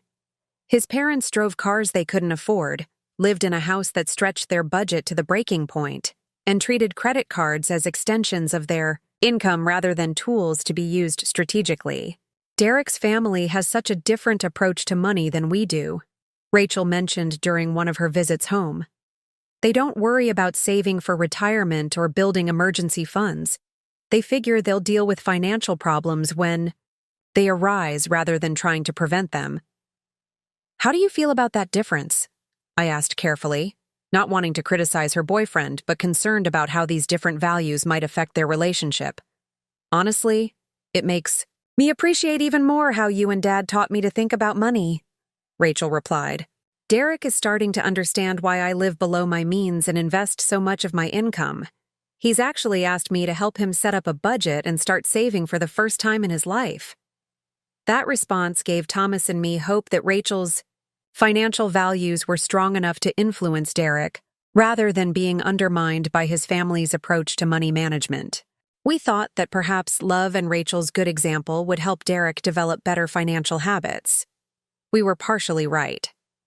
During their engagement and early marriage, Derek did make efforts to adopt more disciplined spending habits and build savings. Rachel helped him pay off his credit card debt, establish an emergency fund, and start contributing to his company's 401k plan. For a few years, it seemed like they were building their financial life together based on the principles Thomas and I had taught Rachel. But the cracks in their different approaches to money became apparent when Derek's income increased, and he began to see higher earnings as justification for higher spending rather than higher saving. We can afford a bigger house now, Derek argued when they started shopping for their first home in 2005. Why should we buy some modest starter home when we qualify for something much nicer? Because a modest home that we can easily afford gives us financial flexibility, Rachel replied, sounding exactly like the daughter Thomas and I had raised. If we buy the biggest house we qualify for, we'll be house poor for years. All of our income will go to mortgage payments instead of building wealth. But we're young, and our incomes are going to keep increasing, Derek countered. We can afford to stretch our budget a little bit now, knowing that we'll grow into the payments over time. Derek, that's exactly the kind of thinking that gets people into financial trouble. You're assuming that everything will go perfectly. No job losses, no economic downturns, no unexpected expenses. What if something goes wrong? For a while, Rachel's financial discipline won out over Derek's lifestyle inflation tendencies. They bought a modest house they could easily afford, continued driving reliable used cars, and maintained their savings and investment habits. Thomas and I were proud of Rachel for standing firm on financial principles, even when it meant disagreeing with her husband. But we began to notice subtle changes in Rachel's attitudes during family visits. She'd make comments about friends who were enjoying their money while they were young. She'd mention colleagues who took expensive vacations or drove luxury cars. She'd talk about feeling like they were missing out on experiences because they were being too conservative with their spending. Rachel seems to be questioning some of the financial choices she's making, I mentioned to Thomas after one of these visits. I hope Derek's influence isn't undermining the values we taught her. She's a smart woman with a good foundation, Thomas replied. I trust her to make the right decisions, even if she's going through a phase of wondering what life would be like with different priorities. Thomas was right to trust Rachel's fundamental character, but he underestimated how persistent pressure from a spouse can gradually erode even strong convictions. Over time, Derek's arguments about enjoying life while they were young began to make sense to Rachel, especially as their income continued to increase and their financial goals seemed easily achievable. The first major crack in Rachel's financial discipline came when they decided to upgrade their home in 2007, just 1 year before the financial crisis that would devastate Derek's employment prospects. We found the perfect house, Rachel announced during a Sunday evening phone call. It's more than we originally planned to spend, but it's in an excellent neighborhood, and it's a great investment opportunity. How much more than you originally planned? I asked, feeling a familiar tension in my stomach. About 50% more, Rachel admitted. But Derek got a promotion and a significant raise, and the mortgage payments are still within our budget guidelines. Rachel, Thomas said gently, remember that mortgage payments are just one part of housing costs. A bigger house means higher property taxes, higher insurance, higher maintenance costs, higher utility bills. All of those expenses add up to make the house much more expensive than just the mortgage payment. I know, Dad. We've calculated all of that. We can afford it. I'm sure you can afford it based on your current income, I agreed.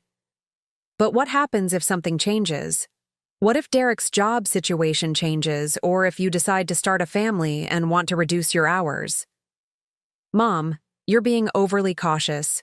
We're both established in our careers.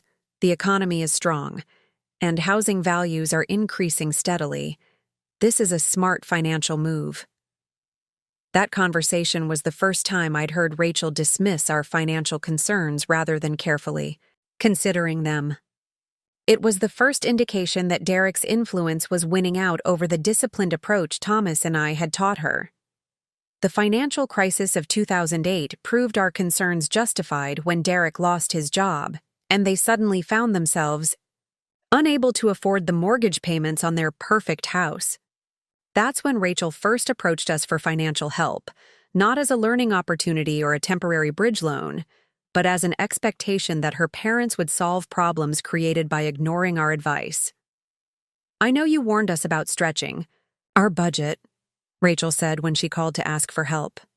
But we never could have predicted something like this recession. We just need help getting through this temporary crisis. We did help them, but we structured that help as a learning opportunity, rather than just a financial bailout. We required them to create a detailed budget, sell their expensive house, and move to something they could afford even with reduced income.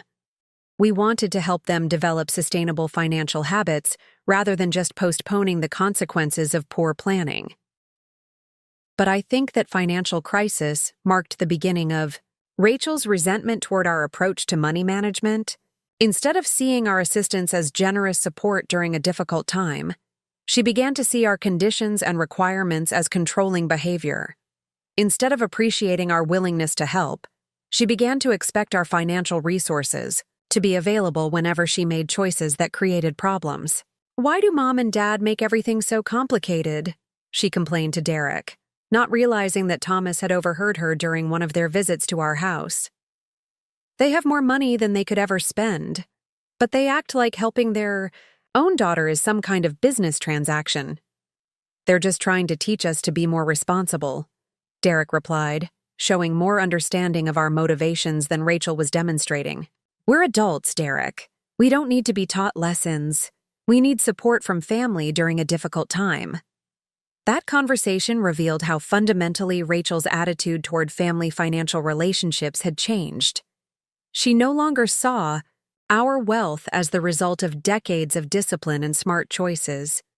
She saw it as a family resource that should be available to solve her problems without conditions or expectations. Over the following years, as Derek found new employment and they gradually rebuilt their financial stability, Rachel's relationship with Thomas and me slowly shifted from partnership to something more transactional. She'd still call for our Sunday evening financial discussions, but now the conversations were more about seeking validation for choices she'd already made rather than genuinely seeking advice about decisions she was considering. "Derek and I are thinking about buying a new car," she'd announce. "Nothing too extravagant, just something reliable and safe for starting our family." "What kind of car are you considering?" Thomas would ask. "A Lexus SUV. It has excellent safety ratings and it should hold its value well." Thomas and I would exchange glances, both of us thinking the same thing. A Lexus SUV was exactly the kind of lifestyle inflation purchase that had gotten them into trouble before. But we'd learned that directly questioning Rachel's financial choices now resulted in defensive arguments rather than productive discussions. "That sounds like a nice vehicle," I'd reply diplomatically. "How does it fit into your overall budget and savings goals?" "We can afford the payments," Rachel would say, which wasn't the same as saying they could afford the car without compromising other financial priorities. These conversations became increasingly superficial over time, with Rachel sharing less information about their actual financial situation and seeking less genuine advice about complex decisions. Thomas and I gradually realized that she was maintaining the appearance of our financial planning discussions while actually making choices based on completely different values than the ones we'd spent decades trying to teach her. The final breakdown in our family's financial partnership came after Emma was born in 2015. Rachel had taken extended maternity leave, reducing their household income significantly, but she seemed unable or unwilling to adjust their spending accordingly. "Children are expensive," she mentioned during one of our phone calls, "and we're finding it harder to maintain our standard of living on Derek's income alone." "Are you thinking about returning to work earlier than planned?" I asked. "Actually, I'm thinking about staying home longer than originally planned. Emma is so young, and I don't want to miss these early months with her. But it's putting a lot of financial pressure on us." "Rachel," Thomas said carefully, "staying home with Emma is a wonderful choice if you can afford it.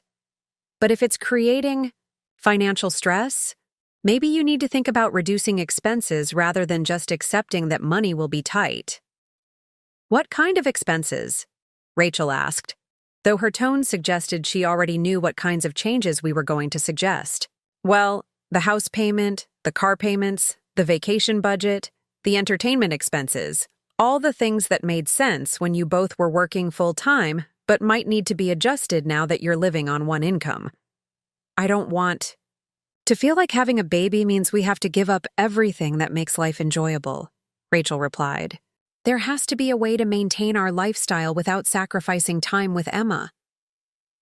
That's when I realized that Rachel had developed an expectation that problems could be solved without sacrifices, that she could have everything she wanted without making difficult choices between competing priorities. The daughter who'd once understood that financial security required discipline and delayed gratification had become someone who expected solutions that didn't require giving up anything she valued. "Rachel," I said gently, "part of being a parent is making choices about what matters most. You can't have unlimited spending and unlimited time at home with Emma and unlimited financial security all at the same time. You have to decide what your priorities are and make choices that support those priorities." "Why can't you and Dad just help us through this period?" Rachel asked, finally revealing what she'd been thinking throughout the conversation. "You have more money than you need, and we're family. Isn't that what family wealth is for? Helping each other during challenging times?" There it was. Rachel had come to see our decades of financial discipline not as a model to emulate, but as a resource for her to access when her own choices created difficulties. She'd stopped thinking about building wealth and started thinking about accessing wealth that other people had built. Thomas and I did help them during that difficult period, but our assistance came with the same conditions we'd always attached to financial support: budgeting requirements, lifestyle adjustments, and clear repayment terms.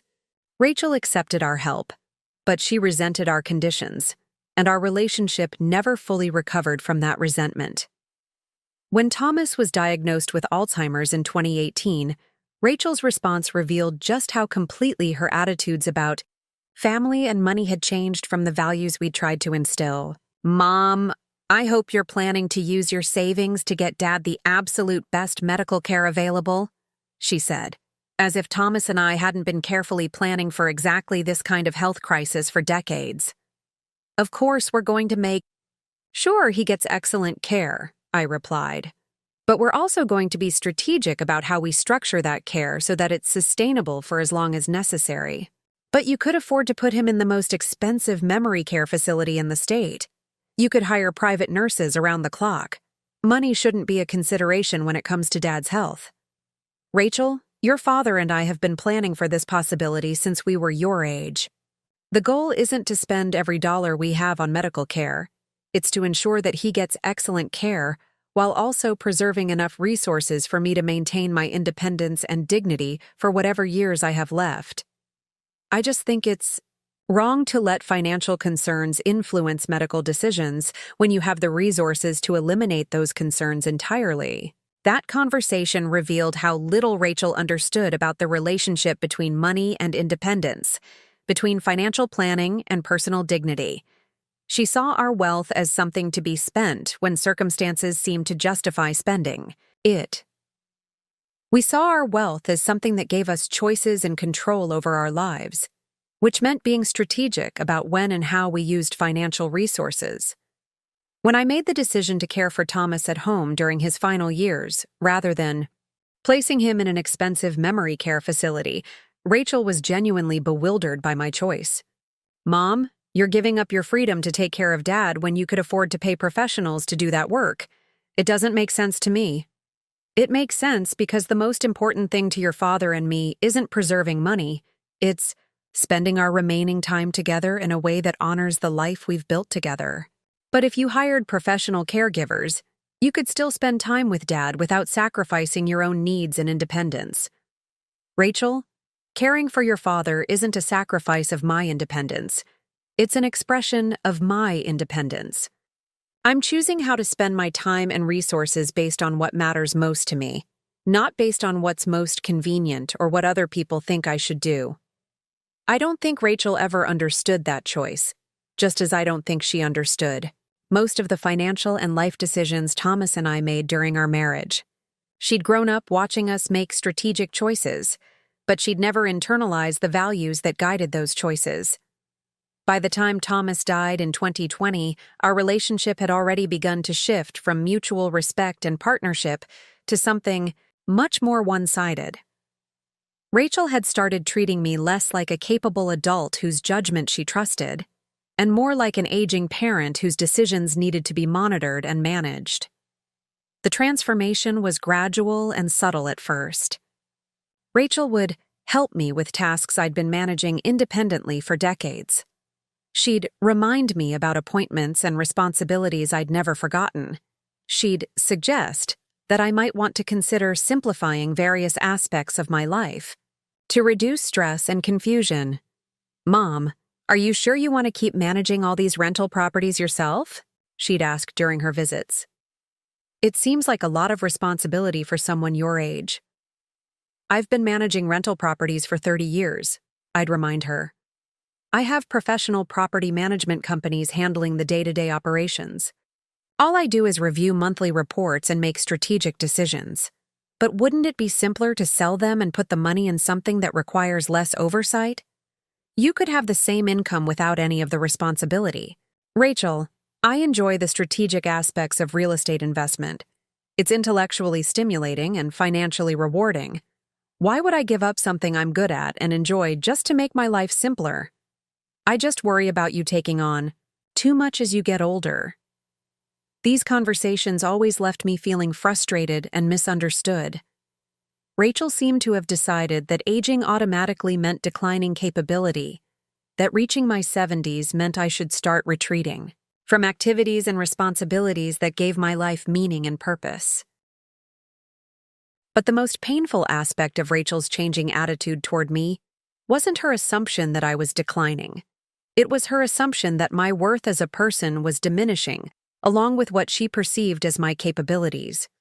The daughter who'd once sought my financial advice and respected my judgment had become someone who treated my opinions as outdated and my preferences as obstacles to be managed.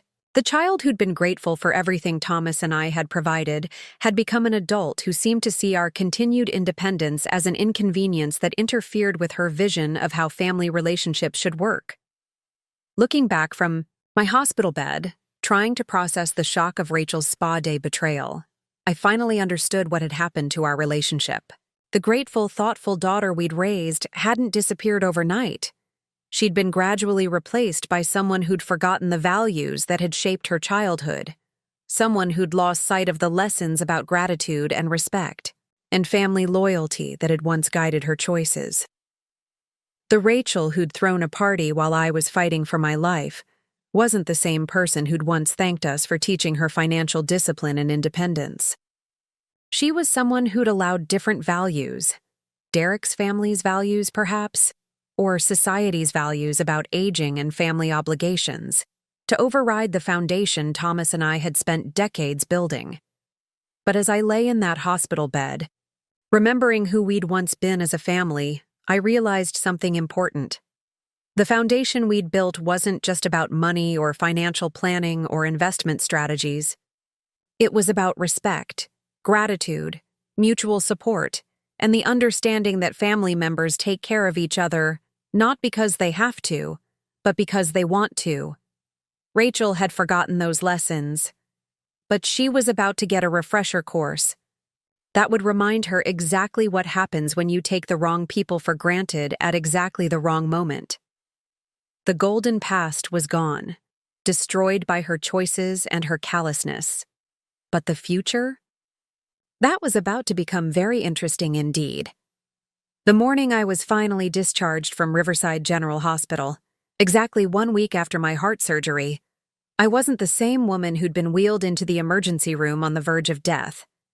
The vulnerable widow who'd been gradually accepting limitations imposed by her daughter's manipulation had been replaced by someone who remembered exactly who she was and what she was capable of when properly motivated.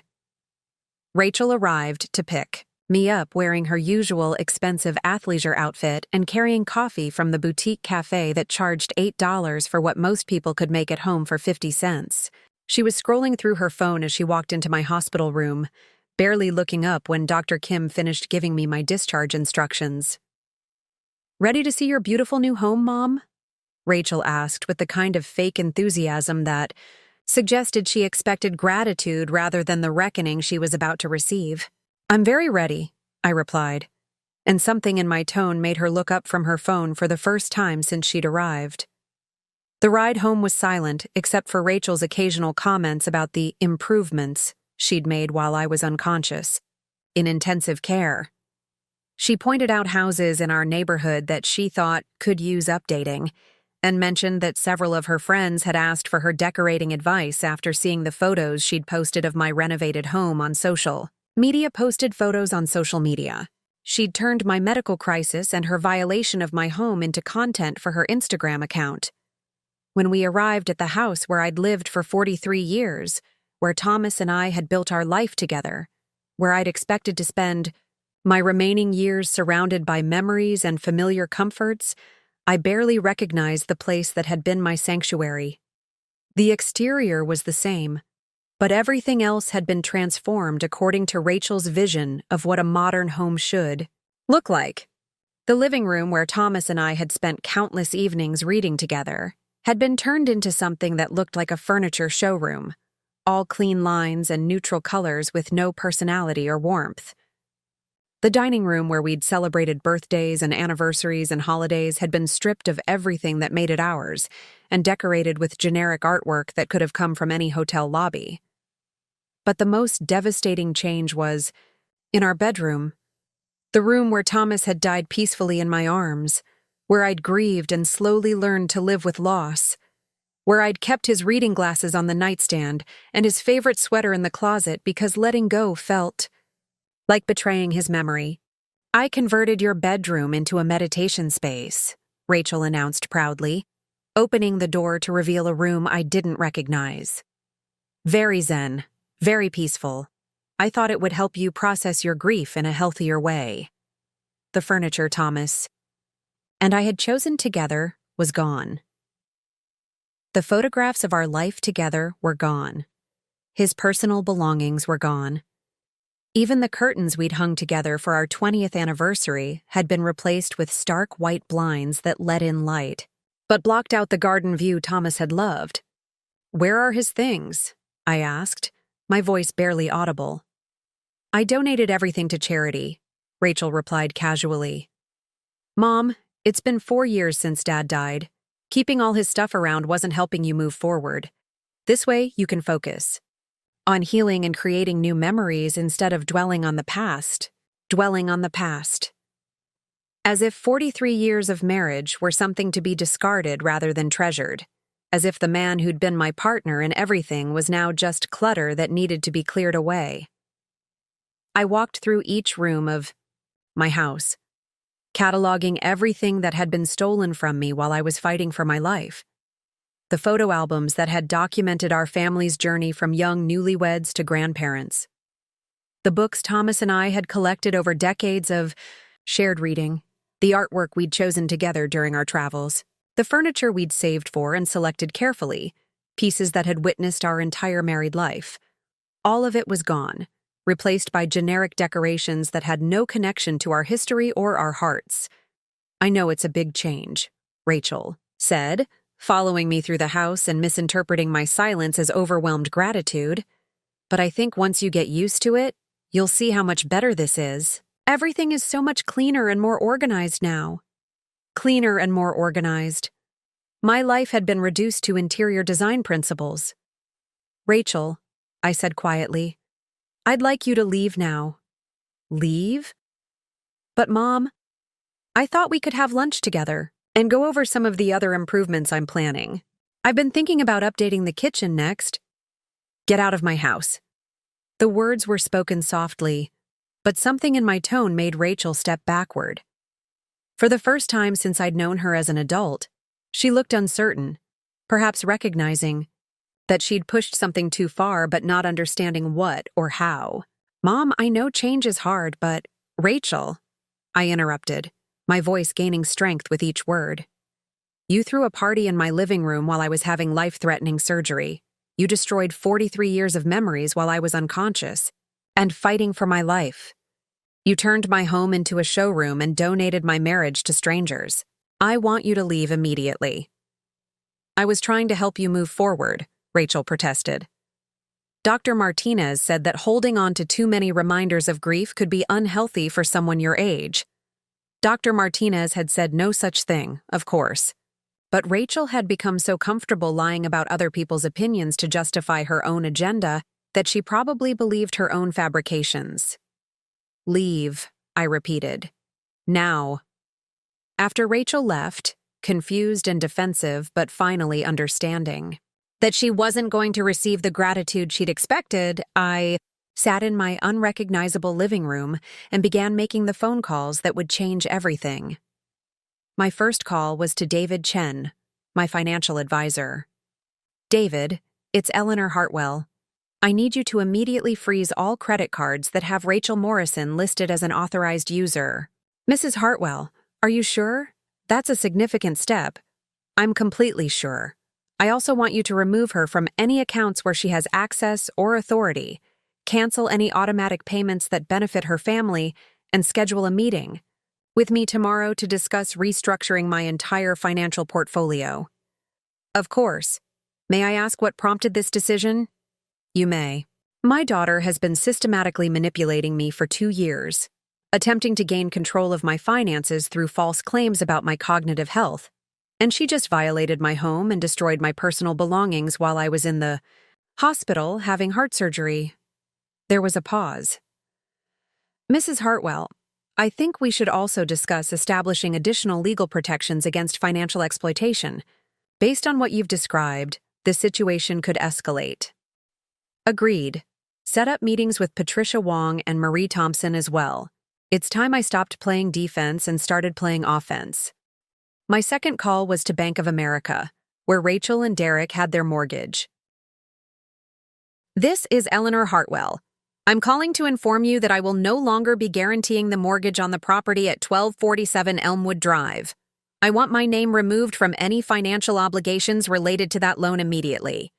When Rachel and Derek had bought their current house in 2016, they'd needed a co-signer to qualify for the mortgage.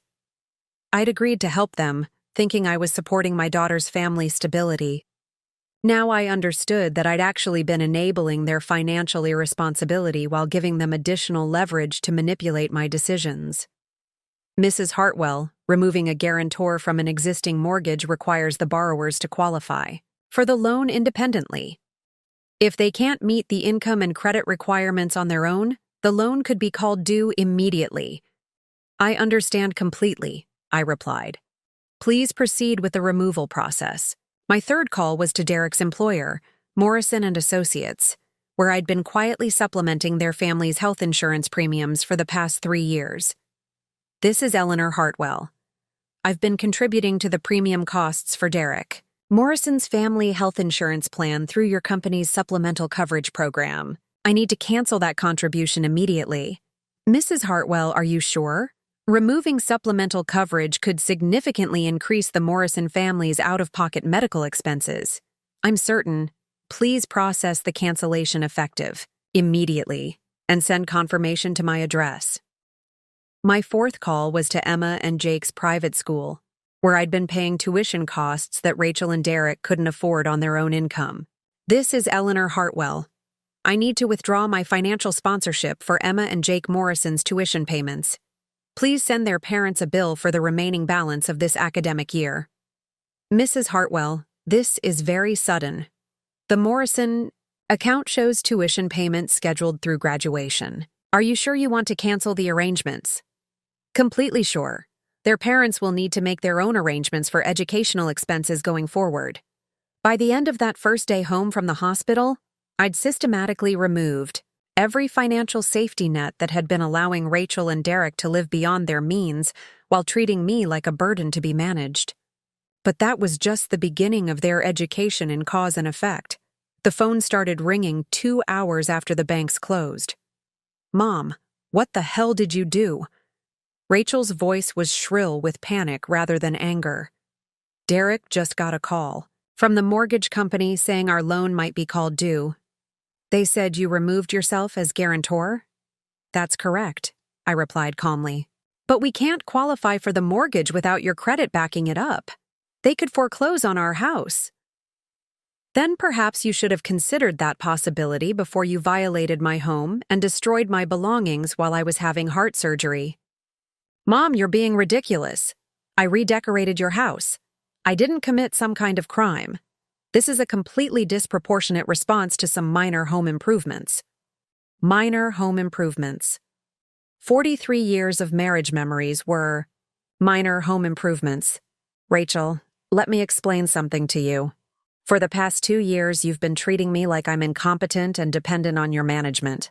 You've isolated me from my friends, undermined my relationships with medical professionals, and attempted to gain control of my finances through lies and manipulation.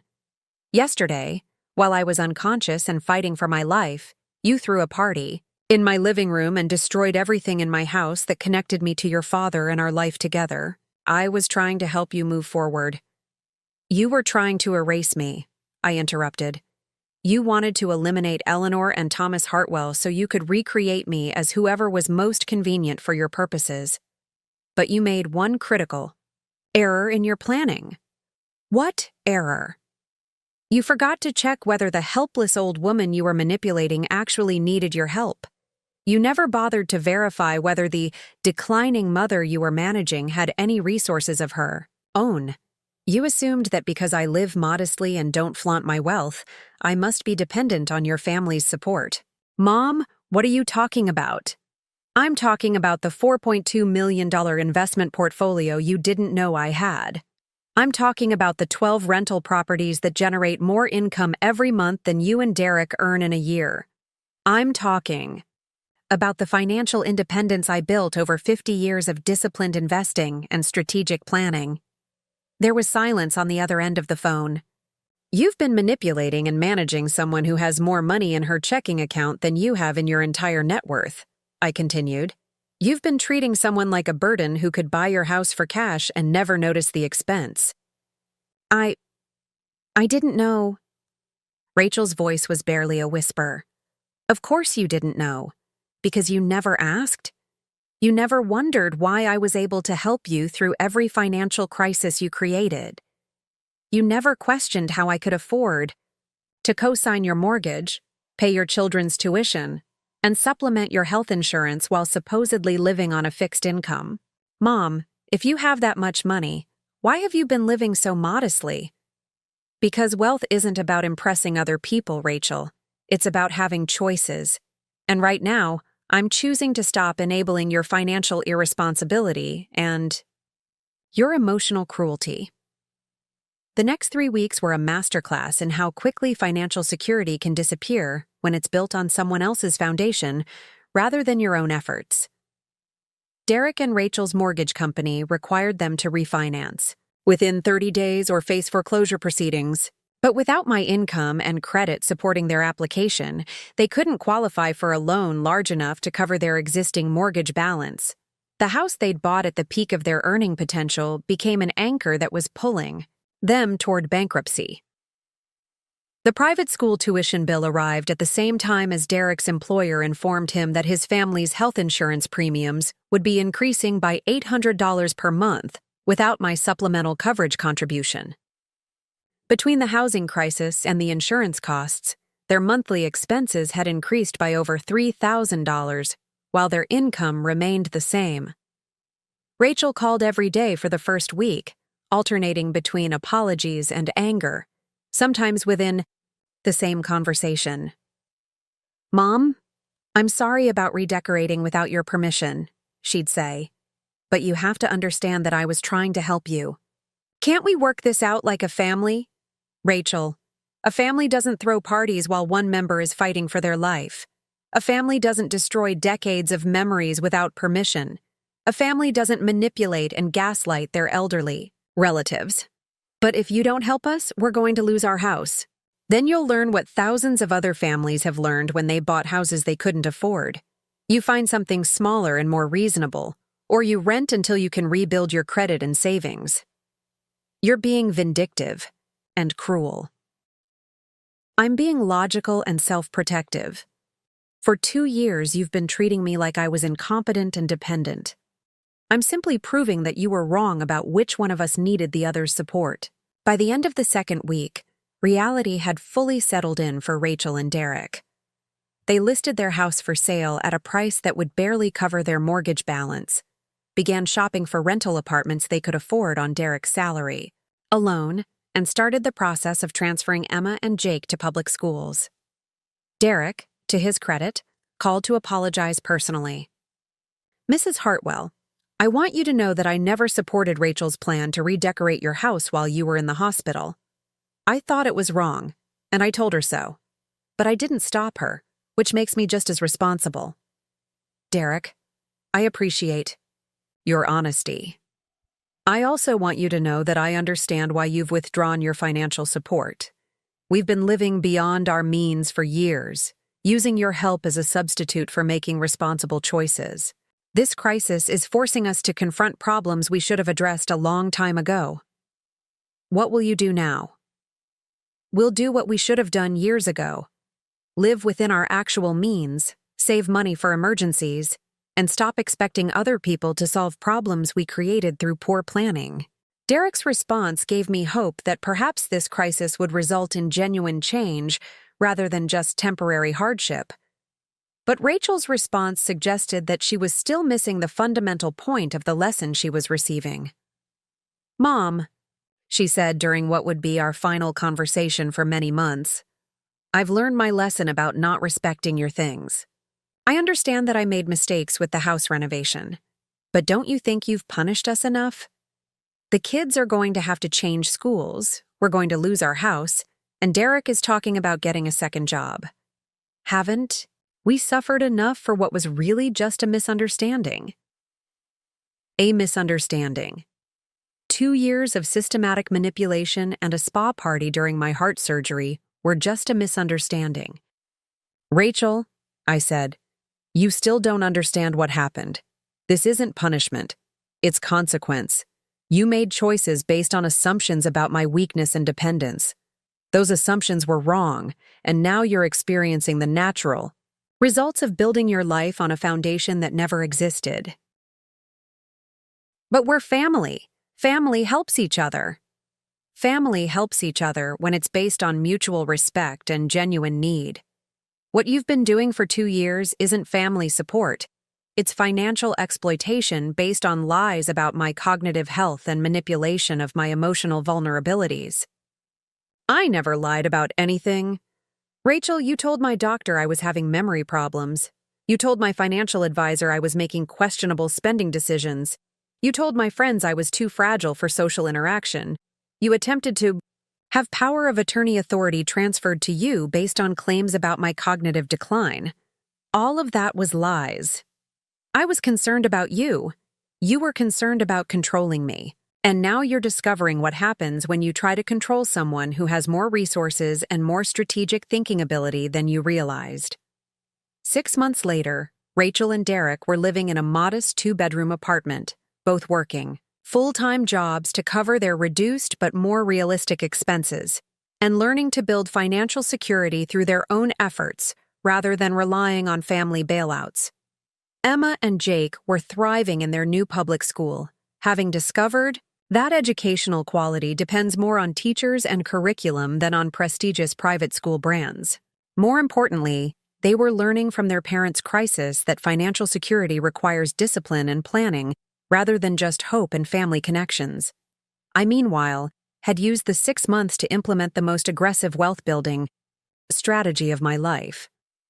With Marie Thompson's help, I'd purchased 4 more rental properties at below-market prices from other families who'd over-leveraged themselves during the real estate boom.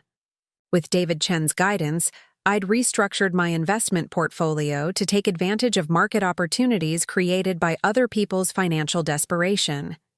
My net worth had increased by over $800,000 in 6 months, proving that crisis creates opportunities for those who have prepared properly and maintained their independence. But the most satisfying change was in my living situation.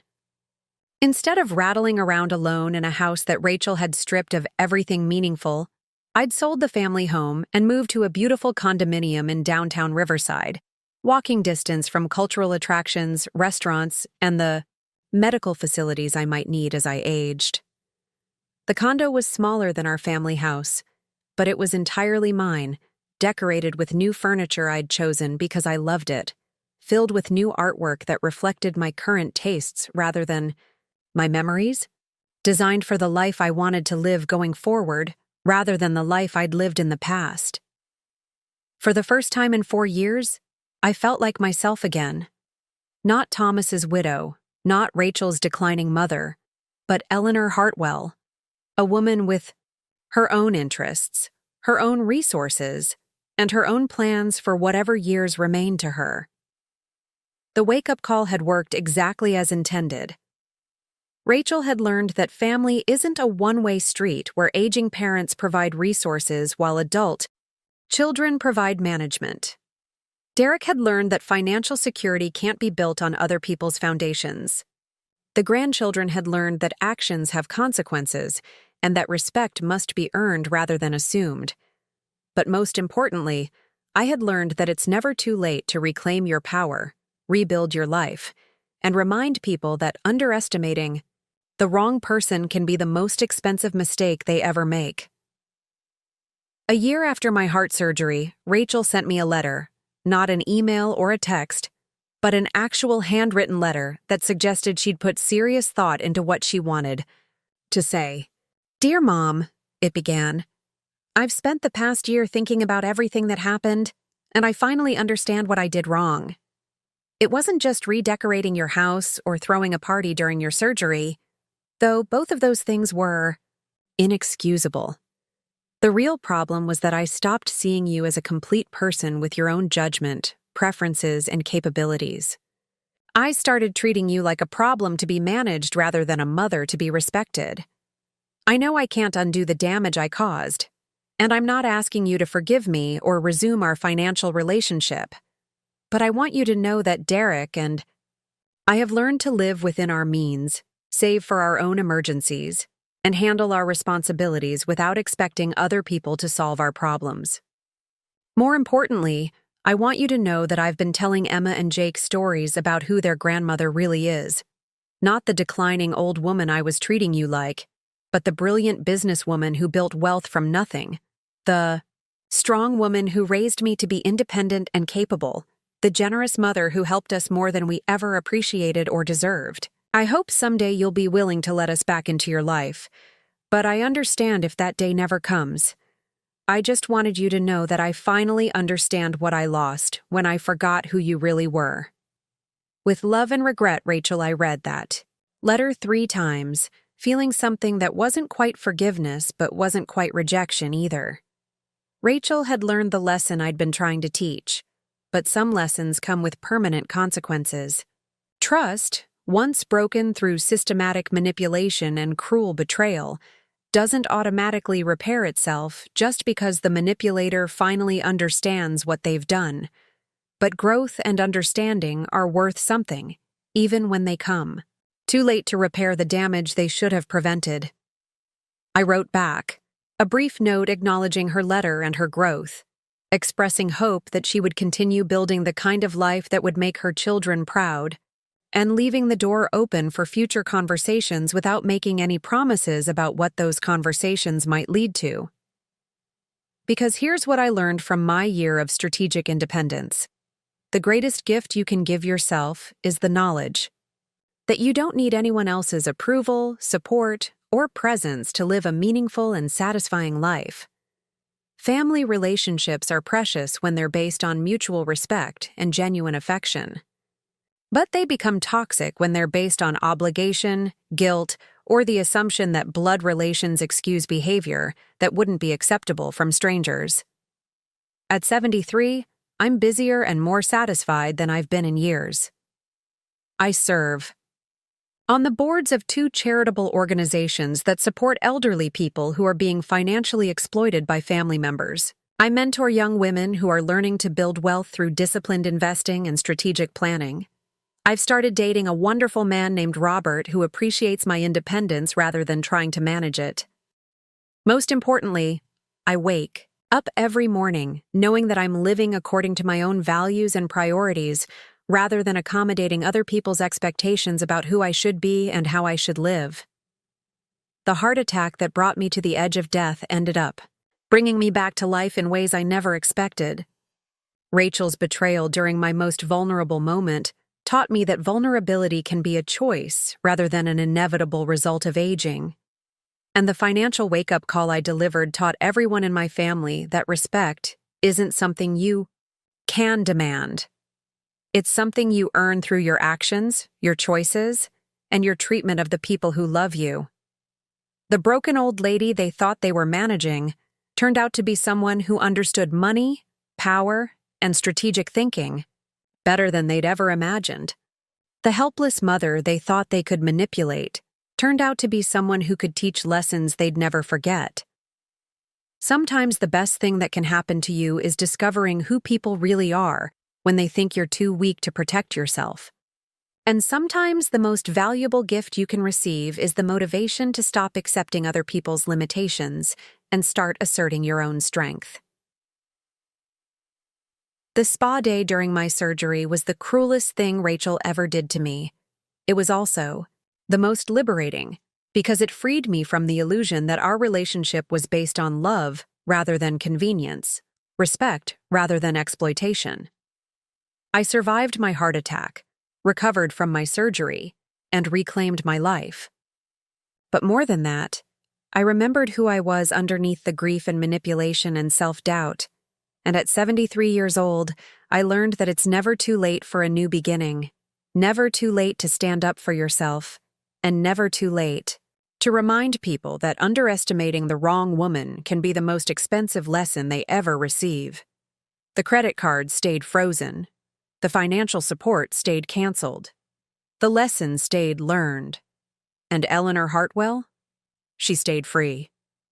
Up next, you've got 2 more standout stories right on your screen. If this one hit the mark, you won't want to pass these up. Just click and check them out. And don't forget to subscribe and turn on the notification bell so you don't miss any upload from us.